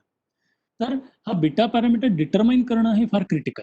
बीटा पॅरामीटर मी जसं सांगितलं 2 गोष्टींवर अवलंबून आहे. एक तर लोकांचा एकमेकांशी कॉन्टॅक्ट कसा येतो आणि व्हायरसची प्रॉपर्टी काय. या दोन्ही गोष्टींचा कॉम्प्लेक्स बायोलॉजीवर अवलंबून आहे आणि लोक वेगवेगळ्या पद्धतीने डिटरमाइन करतात. त्यामुळे जेव्हा मॅथमॅटिकल मॉडेलचे तुम्ही पेपरमध्ये किंवा कुठेही प्रेडिक्शन बघा तेव्हा हा प्रश्न विचारला पाहिजे की पॅरामीटर कसे आले. तर आता तुम्ही बीटा जो आहे हा रिड्यूस केला तर याच्यात तुम्हाला दिसून येईल जसं बीटा कमी होतो रिड्यूस होतो तसा नंबर ऑफ केसेस पण आपण कमी करू शकतो. तर ऑब्व्हियसली मग तुम्ही विचारू शकता की बीटा रिड्यूस करायचा का, कसा करायचा. आता व्हायरसच्या बायोलॉजीच्या ज्या गोष्टी आहेत त्या आपण कंट्रोल नाही करू शकत, ते बायोलॉजीच्या. पण लोकांचा एकमेकांशी कॉन्टॅक्ट कमी करू शकतो. मग त्याच्यासाठी बीटा रिड्यूस कमी करायला नॉन फार्मास्युटिकल जे इंटरव्हेन्शन्स आहेत, लॉकडाऊन हे त्याच्यातलं इंटरव्हेन्शन. लॉकडाऊन 3 वेगवेगळ्या पद्धतीचे लॉकडाऊन्स आम्ही मॉडेल केले. एक म्हणजे सिंपल लॉकडाऊन, जे सध्या चालू आहे की सगळं बंद करून टाका म्हणजे लोकांचा एकमेकांशी कॉन्टॅक्ट कमी होतो. किंवा पिरियडिक लॉकडाऊन, की म्हणजे पिरियडिक हे चित्रात दाखवले की एक 4 दिवस लोक काम करणार म्हणजे सगळं ओपन असेल, लोक बाहेर जाणार वगैरे वगैरे. मग पुन्हा एक 7-8 दिवस बंद करायचं. मग परत 4-5 दिवस काम करणार, पुन्हा 7-8 दिवस बंद करायचं. याला पिरियडिक लॉकडाऊन असं म्हणतात. आणि तिसरं आम्ही जे प्रपोज केलं होतं ते स्टॅगर्ड लॉकडाऊन होतं, की याच्यामध्ये तुम्ही पॉप्युलेशन 3 गटात विभागायचं. 33%, 33%, 33%. त्यातला पहिला 33% मंडळी जी असतील ते आठवडाभर काम करतील, मग ते घरी बसतील. त्याच्यानंतर दुसरा ग्रुप येईल, ते आठवडाभर काम करतील, मग ते घरी बसतील. मग तिसरा ग्रुप येईल, ते आठवडाभर काम करतील, मग ते घरी बसतील. म्हणजे पूर्ण सायकलमध्ये कुणी ना कुणीतरी कायम काम करतंय. असं याच्यात जसं कायम पूर्ण बंद आहे असं होत नाही. सरकारी कार्यालय 33% क्षमतेने का होईना पण चालू राहतात पूर्ण वेळ. पण एकदा काय एखाद्या व्यक्तीसाठी जर तुम्ही बघितलं तर तो 5 दिवस काम करतो आणि 14-15 दिवस घरी राहतो. त्यामुळे जरी कोणाला इन्फेक्शन झालं तरी तो घरच्या घरी आयसोलेट होऊन रिकव्हर होऊ शकतो. अशी स्टॅगर्डची कल्पना. आता टेस्टिंगचा सुद्धा आपण मॉडेलमध्ये इथे विचार करू शकतो. आपण टेस्टिंग आम्ही क्विकली मी इन्फॉर्म करतो की मी जसं सांगितलं की इन्फेक्टेड मंडळी, ससेप्टेबल मंडळी या अशा डॉटेड लाईनमधनं एकमेकांशी कॉन्टॅक्टमध्ये येतात. ती जर आपण स्ट्रेंथ कमी केली म्हणजे काय की या लोकांना ह्याच्यातलं जर तुम्ही जे कोणी इन्फेक्टेड मंडळी त्यांना बाजूला केलं म्हणजे काय की यांची संख्या तुम्ही हाताने कमी केली. हाताने कमी केली म्हणजे काय, याचं सीचं जी व्हॅल्यू आहे ती आपण कमी केली. तर ती कमी कशी करायची, तर आपण असे वेगवेगळी टाईमप्रमाणे रिड्यूस होणारी फंक्शन विचार करू शकतो. जसं जसं तुम्ही टेस्टिंग वाढवत जाता तसं तसं तुम्ही याची जास्तीत जास्त लोक इन्फेक्टेड लोक बाजूला करता, म्हणजेच या सीची क्षमता हळूहळू कमी करत जाता. म्हणजे जर तुम्ही सी हे असं कुठलं तरी फंक्शन घेतलं एक्सपोनेन्शियल आणि या टाऊची व्हॅल्यू जर 100 घेतली, त्याचा अर्थ 100 दिवसामध्ये 100% इन्फेक्टेड लोक ससेप्टेबल मंडळींच्या कॉन्टॅक्टमध्ये यायच्या ऐवजी फक्त 40% मंडळी इन्फेक्टेड ससेप्टेबल मंडळीच्या कॉन्टॅक्टमध्ये येतात. अशा पद्धतीने आपण म्हणजे 60% इन्फेक्टेड मंडळी आपण बाजूला करू शकलो, असं याचा अर्थ आहे. जे टिपिकली एवढ्या प्रमाणात आपण जाऊ शकत नाही. मे बी 300 किंवा 600 is a more correct. Let's say की सिंपल लॉकडाऊनचा परिणाम काय होतो. जर तुम्ही फक्त लॉकडाऊन केलं ना, समजा 30व्या दिवशी लॉकडाऊन सुरू केलं, 60व्या दिवशी बंद केलं, 30 दिवसाचा लॉकडाऊन टाकलं आणि जर आपण मगाशी जे हॉस्पिटलाइज केसेस बघितल्या होत्या, तर तुमच्या लक्षात येईल की हा जो ग्रे कर्व आहे हा मगाचा कर्व आहे आणि हा आता लॉकडाऊन टाकल्यानंतरचा कर्व आहे. तुमच्या असं लक्षात येईल की फरक काही घडलेला नाही, फक्त हा पुढे सरकला. याचा अर्थ जर तुम्ही फक्त सिंपल लॉकडाऊन टाकलं तर काहीही घडत नाही, फक्त तुम्ही डिले करता. जर लॉकडाऊन फक्त सिंपल लॉकडाऊन असेल तर तुम्ही फक्त डिले करता, तुम्ही तो पीक पुढे ढकलता. का तर तुम्ही लॉकडाऊनच्या काळात लोकांचा एकमेकांशी संपर्क कमी येतो, व्हायरल इन्फेक्शन कमी होतं वगैरे मान्य. पण समाजात अगदी 10 लोक जरी इन्फेक्टेड उरले तरी तो पॅन्डेमिक परत सुरू करायला पुरेसा आहे. चायनामध्ये अगदी काही हाताच्या बोटांवर मोजणाऱ्या एवढ्या व्यक्तींपासूनच हा पॅन्डेमिक आलेला. त्यामुळे अगदी थोडीच समाजामध्ये थोडी जरी मंडळी उरली तरी हा पॅन्डेमिक परत गोष्ट होऊ शकतो. त्यामुळे नुसतं लॉकडाऊन केलं, आम्ही टेस्टिंग केलं नाही किंवा काही केलं नाही तर त्याचा उपयोग नाही. एवढं पिरियडिक लॉकडाऊन केलं, तुम्ही चालू बंद केलं तर तो 4 लाखाचा जो आकडा होता तो 1 लाखापर्यंत खाली आणू शकतो. स्टॅगर्ड लॉकडाऊन केलं आणि सोबत टेस्टिंग पण केलं, तर तो 4 लाखाचा आकडा 20,000 पर्यंत आपण खाली आणू शकतो. ही याची क्षमता आहे या मॉडेलची. आपण हे असं प्रेडिक्ट करू शकतो या मॉडेल. मी पटकन पुण्याचे 2-3 रिझल्ट दाखवतो आणि मी थांबतो. पुणे म्हणजे आता मी मगाशी स्नेहलनी जसं सांगितलं, की पुण्याला आपण वेगवेगळ्या वॉर्डमध्ये विभागायचं आणि वेगवेगळ्या वॉर्डमध्ये एक SIR मॉडेल रन करतोय आणि ते एकमेकांशी कनेक्टेड आहेत असं आपण म्हणायचं. तर आता तुम्ही बघितलं आम्ही काय केलं, या पुण्यात नंबर ऑफ रिपोर्टेड केसेस होत्या, त्याच्यावरनं क्रिटिकल केसेस किती आहे त्याचा अनुमान काढला आणि ऍक्च्युअल इन्फेक्टेड केसेस किती आहे त्याचा अनुमान काढला. आणि या दिवशी फक्त 1 एप्रिलच्या दिवशी या मॉडेलला आम्ही सांगितलं की इतके लोक आहेत आणि आता तू प्रेडिक्ट कर. तुमच्या लक्षात येईल की आमच्या मॉडेलला फक्त एका दिवशीचं इनपुट दिलेलं आहे मॉडेलला, तरी मॉडेलने असं दाखवलं की बाबा औंध बाणेरमध्ये काही विशेष पेशंट दिसणार नाही, ते 1, 2, 4 वगैरे दिसतील, जी तुम्ही वर्तमानपत्रातून जाणताच की खूप हे असंच दिसतं. आणि भविष्यात मात्र आम्ही असं सांगतो की आता आपण लॉकडाऊन किती गांभीर्याने घेऊ याच्यानुसार आपण या 3 कॅटेगरीमध्ये जाऊ. जर आपण विशेष गांभीर्याने घेतलं नाही तर आकडा तो हा अगेन क्रिटिकल हॉस्पिटलायझेशनचा आकडा आहे, टोटल इन्फेक्शनचा किंवा डेथ मेलेल्या लोकांचा आकडा नाहीये. तर तो क्रिटिकल हॉस्पिटलायझेशन 50 वगैरे पर्यंत जाऊ शकतो. त्यावर आमच्या मॉडेलने हे पण दाखवलं की फक्त 1 एप्रिलचं इनपुट घेतलं तरी भवानी पेठेमध्ये वी कॅन सी की भवानी पेठ पटपट राईज होताना दिसून येतं, जे आम्ही त्या मॉडेलने पण पिकअप केलं, जे आपल्याला दिसतंय. हे जे डॉट्स आहेत हे ऍक्च्युअल नंबर ऑफ पेशंट्स आहेत आणि हे आमचं मॉडेलने सांगितलेले पेशंट्स आहेत. आणि अगेन ज्या पद्धतीने ज्या गांभीर्याने लॉकडाऊन फॉलो करू त्यानुसार 250 क्रिटिकल पेशंट घेणार का 100 क्रिटिकल घेणार का 50 घेणार हे आता आपल्या हातात आहे. ट्रॅजेक्टरीवरनं आपण इकडे जातोय असं आम्हाला वाटतं. तर हे पुणे भवानीपेठ हे 2 वॉर्ड मी दाखवले. आम्ही सगळ्या वॉर्डच्या बाबतीत केलं, सगळ्यात ते आम्ही पुणे महानगरपालिकेला कळवलं सुद्धा. आणि सगळ्या वॉर्डच्या बाबतीत आपल्याला मोरऑल एक चित्र असंच दिसतं. स्नेहलने मग अशी प्रश्न विचारला की आपण मायग्रेशन चालू करायचं का बंद करायचं. मी हा ग्राफ जरा डेन्स ग्राफ आहे, तरी पण मी सांगतो. हा भवानी पेठेचा ग्राफ आहे आणि हा औंध बाणेर रस्त्याचा ग्राफ आहे. इथं मगाशी मी हॉस्पिटलायझेशन दाखवलं तर इथं इन्फेक्टेड केसेस दाखवल्यात, पण ट्रेंड दोघांचा सेम असतो. तुमच्या असं लक्षात येईल की या ग्राफमध्ये 2 ग्राफ आहेत एकमेकात मिसळलेले आणि इथं 2 ग्राफ आहेत. हा जो पहिला ग्राफ आहे याच्यात सांगितलं की तुम्ही मायग्रेशन सुरू करा किंवा करू नका. तर भवानी पेठेत तुम्हाला असं दिसेल की जर मायग्रेशन ऑन असेल तर हे पॉप्युलेशन थोडंसं वरती आहे आणि मायग्रेशन ऑफ असेल तर थोडंसं खालती. पण जर तुम्ही टेस्टिंग केलं तर इन्फेक्शनचं प्रमाण प्रचंड प्रमाणात खाली. औंध बाणेरच्या सुद्धा असंच आहे, मायग्रेशन ऑन ऑफ आणि टेस्टिंग ऑन ऑफ. टेस्टिंग असेल तर ते दोन्ही कर्व खूप खाली आहेत. औंध बाणेरमध्ये मात्र हा फरक दिसतो की जर तुम्ही मायग्रेशन ऑन केलं तर इन्फेक्शनचं प्रमाण सिग्निफिकंटली वाढू शकतं. भवानी पेठेत तेवढं वाढू शकत नाही कारण की भवानी पेठेत एनिवे खूप इन्फेक्शन, पण औंध बाणेरमध्ये खूप नाहीये. पण मायग्रेशन जर ऑन केलं तर ते वाढू शकतं. पण मायग्रेशन पेक्षाही तुमच्या लक्षात येईल की महत्वाचा फरक कमी करायचा असेल तर फरक एकच इफेक्टिव्ह गोष्ट आहे ती म्हणजे टेस्टिंग वाढा. तर आता मी इथं थांबतं घेतो की आम्ही कन्क्लूड हे करू शकतो की आपण मॅथमॅटिकल मॉडेलचा आढावा घेतला आणि एपिडेमिक स्प्रेडचा अंदाज बांधता येतो असं दाखवून दिलं. टेस्टिंग क्वारंटायनिंग हे फार महत्वाचं आहे आणि एक सगळ्या इतर कुठल्याही मेजरपेक्षा ते महत्वाचं आणि तेवढी एकच मेजर करायची आहे, तेवढी एकच आपल्या हातात उरलेलं आहे. हे सांगितलं तरी मला अधोरेखित करावं असं वाटतं की मॉडेलचे पॅरामीटरवर सेन्सिटिव्ह असतं आणि कुठल्याही मॉडेलचे अगदी नंबर असे भिंगाने बघू नये, तर ट्रेंड बघावं, क्वालिटेटिव्ह नेचर बघावं, वाढतंय कमी होतंय, इकडे जास्त वाढतंय तिकडे कमी होतंय, एक्सप्लिसिट आकडे बघू नये. आणि सगळ्यात शेवटी हे सांगून आमच्या CMSचं ब्रीदवाक्य आहे की सगळे मॉडेल्स खोटे असतात, चुकीचे असतात, पण काही मॉडेल युजफुल असतात आणि ते आपण मानण्याकडे आपला कल असतो. एवढं बोलून दोघांच्या वतीने मी तुमच्या सर्वांचे आभार मानतो, विहीरचे आभार मानतो आणि तुमच्या सर्व ग्रुपचे मी आभार मानतो आणि प्रश्नांसाठी will be happy to answer. Thank you.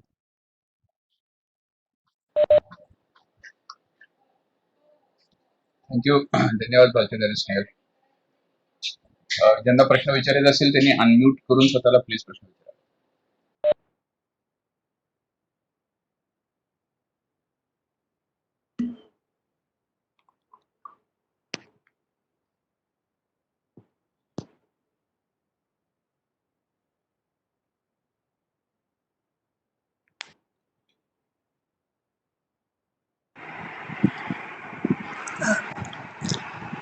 Hello. Hello. Hello. Bhalchandra. This is Ankita. High Uh, Ankita. so I have two questions. एक तर म्हणजे इनिशियली तुम्ही बीटा जे ट्रान्सपोर्ट मॅपवर बेस्ड होतं तर बीटा कसं exactly you chose that is the first question. आणि दुसरं म्हणजे तू आता जसं सांगितलं की सिम्पल लॉकडाऊन जर असेल तर तरी वाढणे म्हणजे नुसतं जे ट्रेंड्स आहे ते Shift होतं. they will shift only. Yes. Yeah. But there was a study by Cambridge people which said कि simple lockdown. Sorry, I lost your connection for a moment. केम्ब्रिजचं काहीतरी युअर सेइंग. या म्हणजे केम्ब्रिजची मध्ये स्टडी आली होती ना की त्याच्यामध्ये त्यांनी हे दाखवलं होतं की simple lockdown and extended lockdown. ठीक आहे, माझ्या मते तुझा प्रश्न माझ्या लक्षात आला. तुझं कनेक्शन डिस्कनेक्ट होतोय, पण I think I understood your question. Sir, पहिल्या गोष्ट की बीटा आम्ही कसा डिटरमाइन केला, तर बीटा डिटरमाइन करण्यासाठी आम्ही आमची चेन्नईची इन्स्टिट्यूट ऑफ मॅथमॅटिकल मॉडेलिंग जे आहे तिथले व्हायरॉलॉजिस्ट आहेत, ज्यांनी यापूर्वी पण वेगवेगळ्या कामासाठी बीटा डिटरमाइन केला होता, आर नॉट डिटरमाइन केला होता. तो बेसिकली जगभरातल्या व्हायरसच्या केसेस जात आहेत त्याचा ट्रेंड फॉलो करायचा, एस्पेशली त्या डायमंड प्रिन्सेस वगैरे मध्ये जिथलं पॉप्युलेशन कसं कंट्रोल्ड आहे तिथले ट्रेंड बघायचा आणि तिथल्या ट्रेंडवरनं त्या बीटाची व्हॅल्यू पिकअप करायचं. आणि व्हायरस टू व्हायरस बदलत नाही, भारतातला व्हायरस काही वेगळा आहे असं मानायला काही गरज नाही. आणि ते व्हॅल्यू वी कॅरी फॉरवर्ड. आणि जनरली आम्ही काय करतो, तरी तसं घेतलं तरी we work for few different values of beta, values vary करून वी टेक द रन्स. त्यामुळे यू राईट की there is always that error bar. Okay. नाही माय क्वेश्चन वॉज की म्हणजे तुम्ही नवीन ऍक्च्युली ट्रान्सपोर्ट जे आहे ट्रान्सपोर्ट नेटवर्क त्याला इन्क्लूड केलं. So I think that actually is included in beta, right? Right. So no, तो beta, so for transport network मध्ये every city has its own beta आणि SIR मॉडेल. आणि migration was modelled. Migration म्हणजे infected असाल किंवा susceptible असाल, with certain chance you are moving from one city to other city. So there is no question of beta between the cities. You are just removing one population from one city and taking it to the other city. Achha.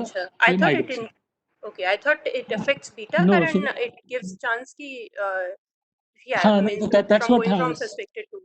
Right. So that's what that's what we meant by hybrid model. त्याच्यामध्ये network is used for as a transport network, not for a SIR network. SIR model is inside one city. अच्छा. आणि तुझा दुसरा प्रश्न केम्ब्रिजच्या बद्दल होता. Cambridge model sed that you can do it. Of course तुम्ही extended lockdown टाकला, त्याच्या दोन गोष्टी आहेत की तुम्ही जेव्हा लॉकडाऊन करता तेव्हा बीटाची व्हॅल्यू किती कमी करता. तर बीटाची व्हॅल्यू त्यांनी खूप कमी केली होती माझ्या माहितीप्रमाणे. आणि पण त्यांचं असं म्हणणं होतं की तुम्ही 50 दिवस 60 दिवस इतके दिवस लॉकडाऊन टाका, 70 दिवस. आणि it was very high, very low value of beta and very high larger duration for lockdown. तर या दोन्ही गोष्टी थोड्याशा इम्प्रॅक्टिकल असतात असं मला वाटतं. म्हणजे आय अग्री की टेस्टिंग इज इम्पॉर्टंट. आणि मला असं वाटतं स्टॅगर्ड फेज मध्ये पण म्हणजे जर त्याच्यात पण आपण केलो आणि टेस्टिंग नसेल, so still it would increase. So Yes, I mean testing is always far more important, but they did not, to best of my knowledge, they did not look at the staggered. No one has, to best of our knowledge, we are the only one who have looked at it. Okay. Thanks. भाईचंद्र, एक प्रश्न विचारू का? हो. मी आळेकर बोलतो. हो sir. मला testing हा crucial मुद्दा दिसतो या सगळ्या मॉडेलमध्ये. तर टेस्टिंग हे वाढवण्यासाठी म्हणजे कोण ठरवणार ते, की टेस्टिंग कुठल्या पद्धतीनं करायचं, काय करायचं, त्याचे एक एजन्सी आहे का? खरं तर ते लोकली ठरवणार का कुठल्या मॉडेलनुसार ते ठरवत आहेत आता? किती टेस्टिंग करायचं, किती प्रमाणात करायचं, कुठे करायचं? माझ्या माहितीप्रमाणे दोन गोष्टी आहेत. एकतर काही स्टॅटिस्टिशियन्सचे इनपुट आहेत की कुठल्या पद्धतीने ते सॅम्पलिंग केलं पाहिजे आणि कसं केलं पाहिजे. पण I think we are constrained by किती किट्स आपल्याकडे अवेलेबल आहेत. त्यामुळे आता ICMRचं माझ्या माहितीप्रमाणे हे आहे, स्टँड असं आहे की इन्फेक्टेड व्यक्ती दिसला की यू ट्रॅक हिम आणि त्यांचे इमिडिएट जे नेबर आहेत त्यांचे टेस्टिंग करा. बाकी म्हणजे खरं तर म्हणजे रॅम्पन टेस्टिंग व्हायला पाहिजे, पण आता रिसोर्सची अवेलेबिलिटी नसल्या कारणानं हे रिस्ट्रिक्टेड गोल आपण आहे. ठेवतोय. असं माझा समज आहे. येस. Okay, thank you. फार छान तू बोललास आणि स्नेहल पण चांगलं बोलला. आमच्यासारख्या सर्वसामान्य माणसांना अतिशय उत्तम पद्धतीनं विषय तुम्ही समजावून सांगितला. धन्यवाद. भालचंद्र, 2 प्रश्न चॅट मध्ये आलेत. तू जर Maybe बघणार असलास. Snehal, you can take the couple of questions. Chat मध्ये 2 प्रश्न आलेत. स्नेहल आहेस का गेला? स्नेहलचं डिस्कनेक्ट झालं का? ओके, स्नेहल डिस्कनेक्ट झालं. स्नेहल आहेस ना? आवाज येत नाही स्नेहल तुझा. Okay, if you added risk distribution across the geographical area to your toolbox of available information, how could you quantify your recommendation? Risk distribution मला कळलं नाही. रिस्क डिस्ट्रीब्युशन म्हणजे काय म्हणायचंय? हा प्रश्न S2017-996 यांच्याकडनं आलाय. Okay, if testing is pre existing condition. Pre existing. Okay. आम्ही ऍक्च्युली एज डिस्ट्रीब्युशन घेतो. त्याच्यात थोडंसं असं गृहीत धरतो की सिनियर मंडळी आहेत ते they are more susceptible to the disease. पण आणखी कोमॉर्बिडिटी ज्याला म्हणतात की दुसरं कोणी हार्ट अटॅकचा पेशंट आहे किंवा आणखी डायबिटीसचा पेशंट आहे, तर या गोष्टी दुर्दैवाने आत्ता तरी आमच्या मॉडेलमध्ये घेतल्या गेलेल्या नाही आहेत. आणि त्याला ते तितकं ट्रिव्हियल आहे असं वाटत नाही, कारण की हे जे मॉडेल आहे, SIR सारखी जी मॉडेल असतात ती एका इंडिव्हिज्युअल व्यक्तीपर्यंत आपण झूम करत नाही. ते असं पॉप्युलेशन, देशाचं पॉप्युलेशन, राज्याचं पॉप्युलेशन, गावाचं पॉप्युलेशन अशा लेवललाच ट्रीट केली. त्याच्यापेक्षा खाली जाऊ नये असं माझं वैयक्तिक मत आहे, कारण की त्याच्यासाठी ते बनलेले नाही. आणि प्रश्न आहे यांच्याकडनं की testing so important because of the assumption that you positive testing quarantine. Okay, म्हणजे हे अझम्पशन आहे असं नाहीये. हे अझम्पशन याच्यासाठी करण्यात आलं. ओके, मी प्रश्न मोठ्याने वाचून दाखवतो. Is testing so important because of assumption that positive tested individuals are going to be quarantine. तर म्हणजे ते अझम्पशन आहे की टेस्टिंग केले गेलेले क्वारंटाईन होतात. I think that is a reasonable assumption. आत्ताच्या घटकेला तसं होतं. That is a reasonable assumption. पण तसं नसलं तरी आमचं असं रेकमेंडेशन असेल की जे कोणी इन्फेक्टेड इंडिव्हिज्युअल टेस्टेड पॉझिटिव्ह आहेत त्यांना क्वारंटाईन तरी का होईना पण कराच, असं we would suggest. Okay. Snehal, maybe you can take the question. एक मिनिट. आता मी सॉरी, मी मध्ये डिस्कनेक्ट झालो होतो. तर आता आवाज येतोय का आणि मलाएको येतोय? तुझा ऐकू येतोय मला. मला एक प्रश्न पडला होता, विचारू का? हो, विचार ना. हा, तुम्ही 2 मॉडेल घेतलेत आणि त्याचं कॉम्बिनेशन केले. पहिले कंपार्टमेंटल मॉडेल ज्याच्यामधले पॅरामीटर म्हणजे बीटा, गामा आणि लॅम्बडाज वगैरे ते तुमच्या व्हायरोलॉजीशी संबंधित असतात, आणि ते मॉडेल तुम्ही in combination with network run केले. तर त्यामध्ये जो प्रोबॅबिलिटीचा जो पॅरामीटर होता पी, काय प्रोबॅबिलिटी इन्फेक्ट करतो त्याच्यावरती कसं अवलंबून असतं ते? नाही, तो पी हा जो पॅरामीटर आहे. ओके, मला वाटतं की कोणाचं तरी माईक चालू आहे त्यामुळे मला एक ऐकू. तुझा पण येतो ऍक्च्युली मला, पण मे बी मी आय कॅन तू स्नेहल मे बी किंवा मलाही I think Snehal, I see you connected from locations. But anyway, coming back to your question, the probability network वर येतो. जेव्हा तुम्ही एक व्यक्ती बघताय आणि विचारताय या व्यक्तीने काय प्रोबॅबिलिटीने व्हायरस ट्रान्समिट होणार. हो. तर तो दुर्दैवाने तो ट्रान्सपोर्ट नेटवर्क येत नाही. कारण की ट्रान्सपोर्ट नेटवर्क आम्ही काय करतो, फक्त असं गृहीत धरतोय की लोक इकडून तिकडे मूव्ह होतात विथ सर्टन रेट. हा, की त्याच्यात सो जर तुम्ही या नोडवरचे इन्फेक्टेड असाल तर with certain probability you are moving to other node. So there is no question of beta. तुम्ही तुमच्यावर व्हायरस तुमच्याबरोबर घेऊन तिकडे जात आहात आणि मग तिकडे गेल्यावर तुम्ही दुसऱ्यांना बीटा आणि गॅमा पॅरामीटरनुसार ते काय इन्फेक्शन आणि रिकव्हरी होणार. So there is no virology information in the migration. Virology information is only in the model of SIR. Does that answer your question? Yes yes yes. Thank you. Thanks.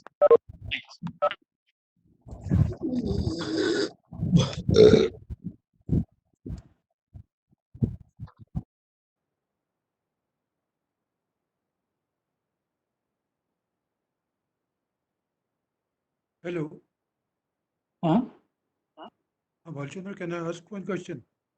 Sure, sir. तुम्ही infection disease हे वेगवेगळं करणं आवश्यक. पण infection पहिलं exposure is not infection. Uh-huh. For instance Diamond Princess cruise boat जी तुम्ही पाहिली शिप, तर Hmm. त्याच्यामध्ये जनरली एक्सपोजर सगळ्यांचं झालं, Hmm. पण इन्फेक्शन झालं ते लिमिटेड लोकांचं झालं. Okay. Something like 18%. Hmm. किती लोकांना रोग झाला तर 50% लोकांना, त्यातल्या म्हणजे 9 ते 8% लोकांना डिसीज झाला. Hmm. हे वेगवेगळ्या प्रकारे करणं आवश्यक आहे. आता जे मॉडेल आहे तुमचं, हा. त्याच्यामध्ये एक्सपोजर, तो- इन्फेक्शन, डिसीज याची गल्लत होती आहे सगळे. So there is lot of intermixing. नाही म्हणजे ओके, माझं अंडरस्टँडिंग असं आहे की जेव्हा ससेप्टेबल मंडळी एक्सपोज होतात आम्ही म्हणतो, तेव्हा not everyone is being expose compartment सगळे ढकलले जात नाही. आय थिंक तुमचे जे कन्सर्न आहे की तो त्याच्यामध्ये ॲड्रेस केला जातो की आमच्या मॉडेलमध्ये सगळेजण एक्सपोज कंपार्टमेंटमध्ये ढकलले जातात. Only certain fraction are moved to expose compartment आणि मग दे आयदर आर असिम्प्टोमॅटिक की ज्यांना काहीच रोग येत नाही, लक्षणं येत नाही, किंवा मग त्यांना माइल्ड किंवा सिव्हिअर लक्षणं येतात. तर जे तुम्ही सांगताय I perfectly I agree with you. ते फक्त आमच्याकडे वेगळ्या पाथवेनी कॅप्चर केलं जातं असं मला वाटतं.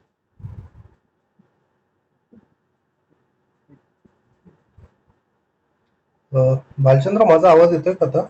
हो, आता येतो व्यवस्थित. ओके.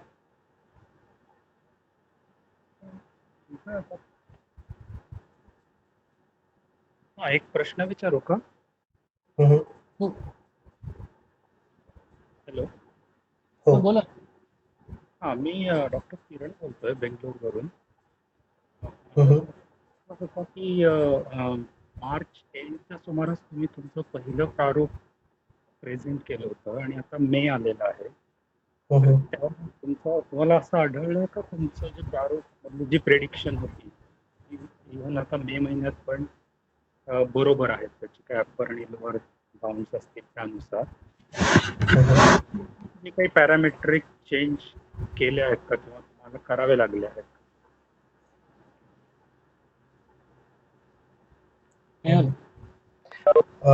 ओके, म्हणजे माझं याबद्दलचं उत्तर असं आहे की भालचंद्रने एका पॉइंटला हे केलं होतं की यातले जे ट्रेंड्स आहेत, ओके, एक गोष्ट आम्हाला जी बघायची होती ती ही होती की भारतातल्या ट्रान्सपोर्ट नेटवर्कचे स्ट्रक्चर आपल्याला माहिती आहे, तर त्याचा त्या स्प्रेडवर कसा परिणाम होणार आहे हा ऍक्च्युली आमचा मुख्य मुद्दा होता.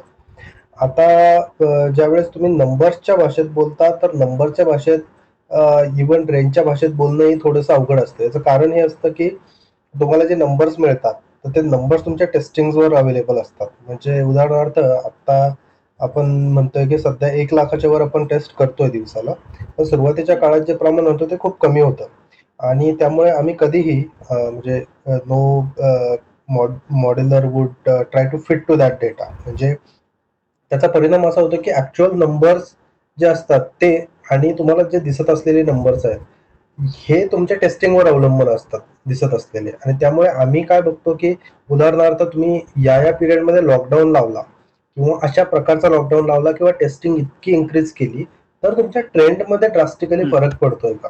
तर हा त्यातला मुख्य मुद्दा आहे. जसं बालचंद्र म्हटलं, की तुम्ही म्हणजे त्या नंबर्सकडे जर ॲक्चुअली पाहिलं, तर ते नंबर्स कदाचित अजिबात बरोबर असणार नाहीत. कारण तुम्हाला इनिशियल तुमच्या ज्या कंडिशन्स होत्या, किती तारखेला किती लोक एक्सपोज्ड होते, किती लोक इन्फेक्टेड होते, आणि मायग्रेशनचे लेव्हल काय होती वगैरे, वगैरे या गोष्टी आपल्याला माहीत नाहीयेत. पण आपण ट्रेंड काढू शकतो, की उदाहरणार्थ आपण जर टेस्टिंग थ्रीफोल्ड वाढवली, तर त्याचा परिणाम काय होतोय? म्हणजे आता तुम्हाला दिसलं असेल, की पुण्यासाठी असं दिसतंय, की तुम्ही जर मायग्रेशन जरी ऑन केलं, पण टेस्टिंग वाढवली, तर त्याचा फारसा परिणाम होणार नाहीये.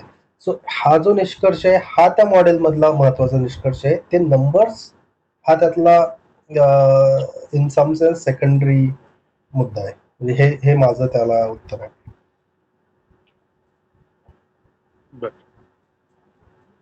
जस्ट त्याच्यावरच थोडंसं हे करतो, की आमच्या मॉडेलने हे सांगितलं होतं अगदी सुरुवातीला, की पहिलं म्हणजे त्यावेळी लॉकडाऊन वगैरे नव्हतं.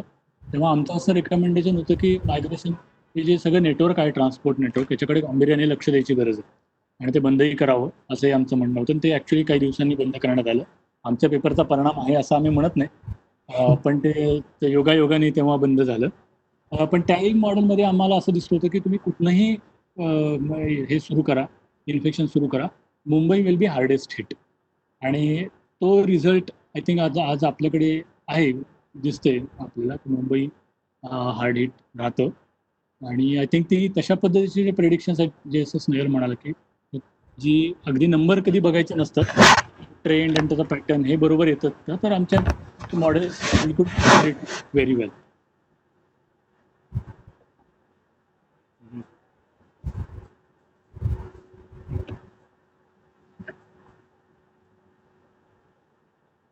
प्रश्न विचारू का? हो.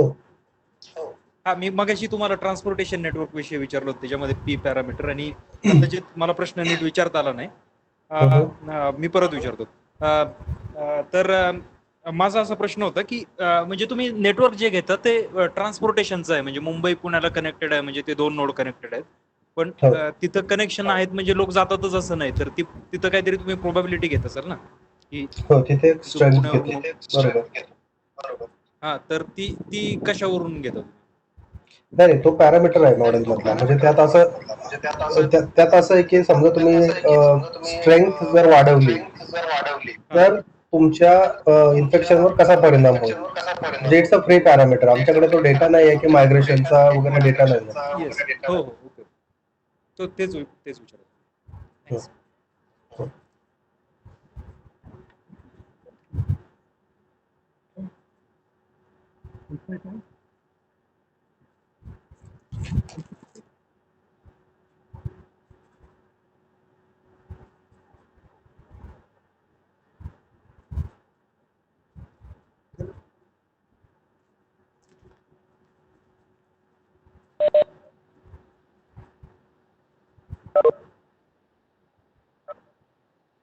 आणखी प्रश्न असेल कोणाला तर माझा आवाज ऐकू येतोय? हो. होय.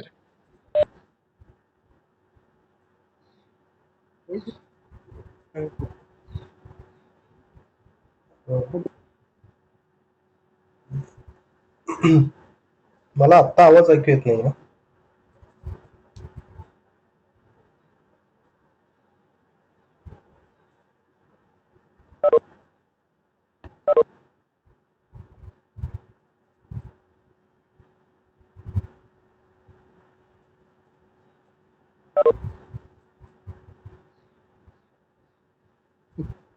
स्नेहल, एक चॅट बॉक्समध्ये प्रश्न आहे, may be you can answer.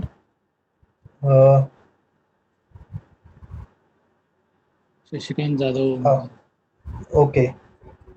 So ह्या प्रश्नाला उत्तर द्यायचं तर झिरो हा थोडं कसं आहे, की हे जे मॉडेल्स आहेत, कंपार्टमेंटल मॉडेल्समध्ये आम्ही त्याला कंटिन्युम अप्रॉक्सिमेशन म्हणतो, की ज्यात कितीही छोटी व्हॅल्यू तुम्हाला सगळं पॉप्युलेशन इन्फेक्ट करायला पुरेसे असते. पण ज्यावेळेस ॲक्च्युअल रिअल वर्ल्डमध्ये बघतो आपण, तर तो एक व्यक्तीपेक्षा कमी इन्फेक्शन असू शकत नाही. म्हणजे कमीत कमी एक व्यक्ती इन्फेक्ट झालेली असते. तर आता आपण असं खात्रीने म्हणू शकत नाही की बाबा शेवटचा व्यक्ती कधी बरा होईल. म्हणजे this is in some sense beyond the capacity of the models. आपण असं म्हणू शकतो की तुमचा पीक साधारणतः कोणत्या रेंजमध्ये येऊ शकतो. आणि अगेन मग जर तुम्ही उदाहरणार्थ मायग्रेशन ऑन किंवा ऑफ केलं किंवा मायग्रेशन मधल्या काही लिंक्स ऑन अँड ऑफ केल्या किंवा तुम्ही टेस्टिंग वाढवलं किंवा कमी केलं, तर त्यानुसार तो पीकची पोझिशन आणि तो खाली येण्याचा ट्रेंड यात काय फरक पडेल. म्हणजे this is beyond any mathematical modelling to predict की लास्ट पर्सन कधी बरा होईल किंवा कधी रिमूव्ह होईल पॉप्युलेशन मध्ये.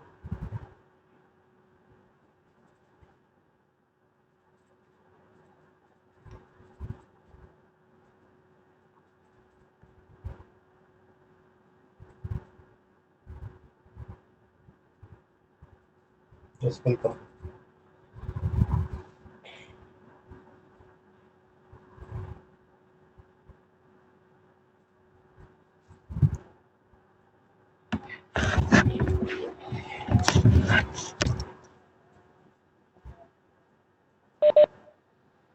ओके. आणखीन लास्ट कॉल, आणखीन प्रश्न असतील तर.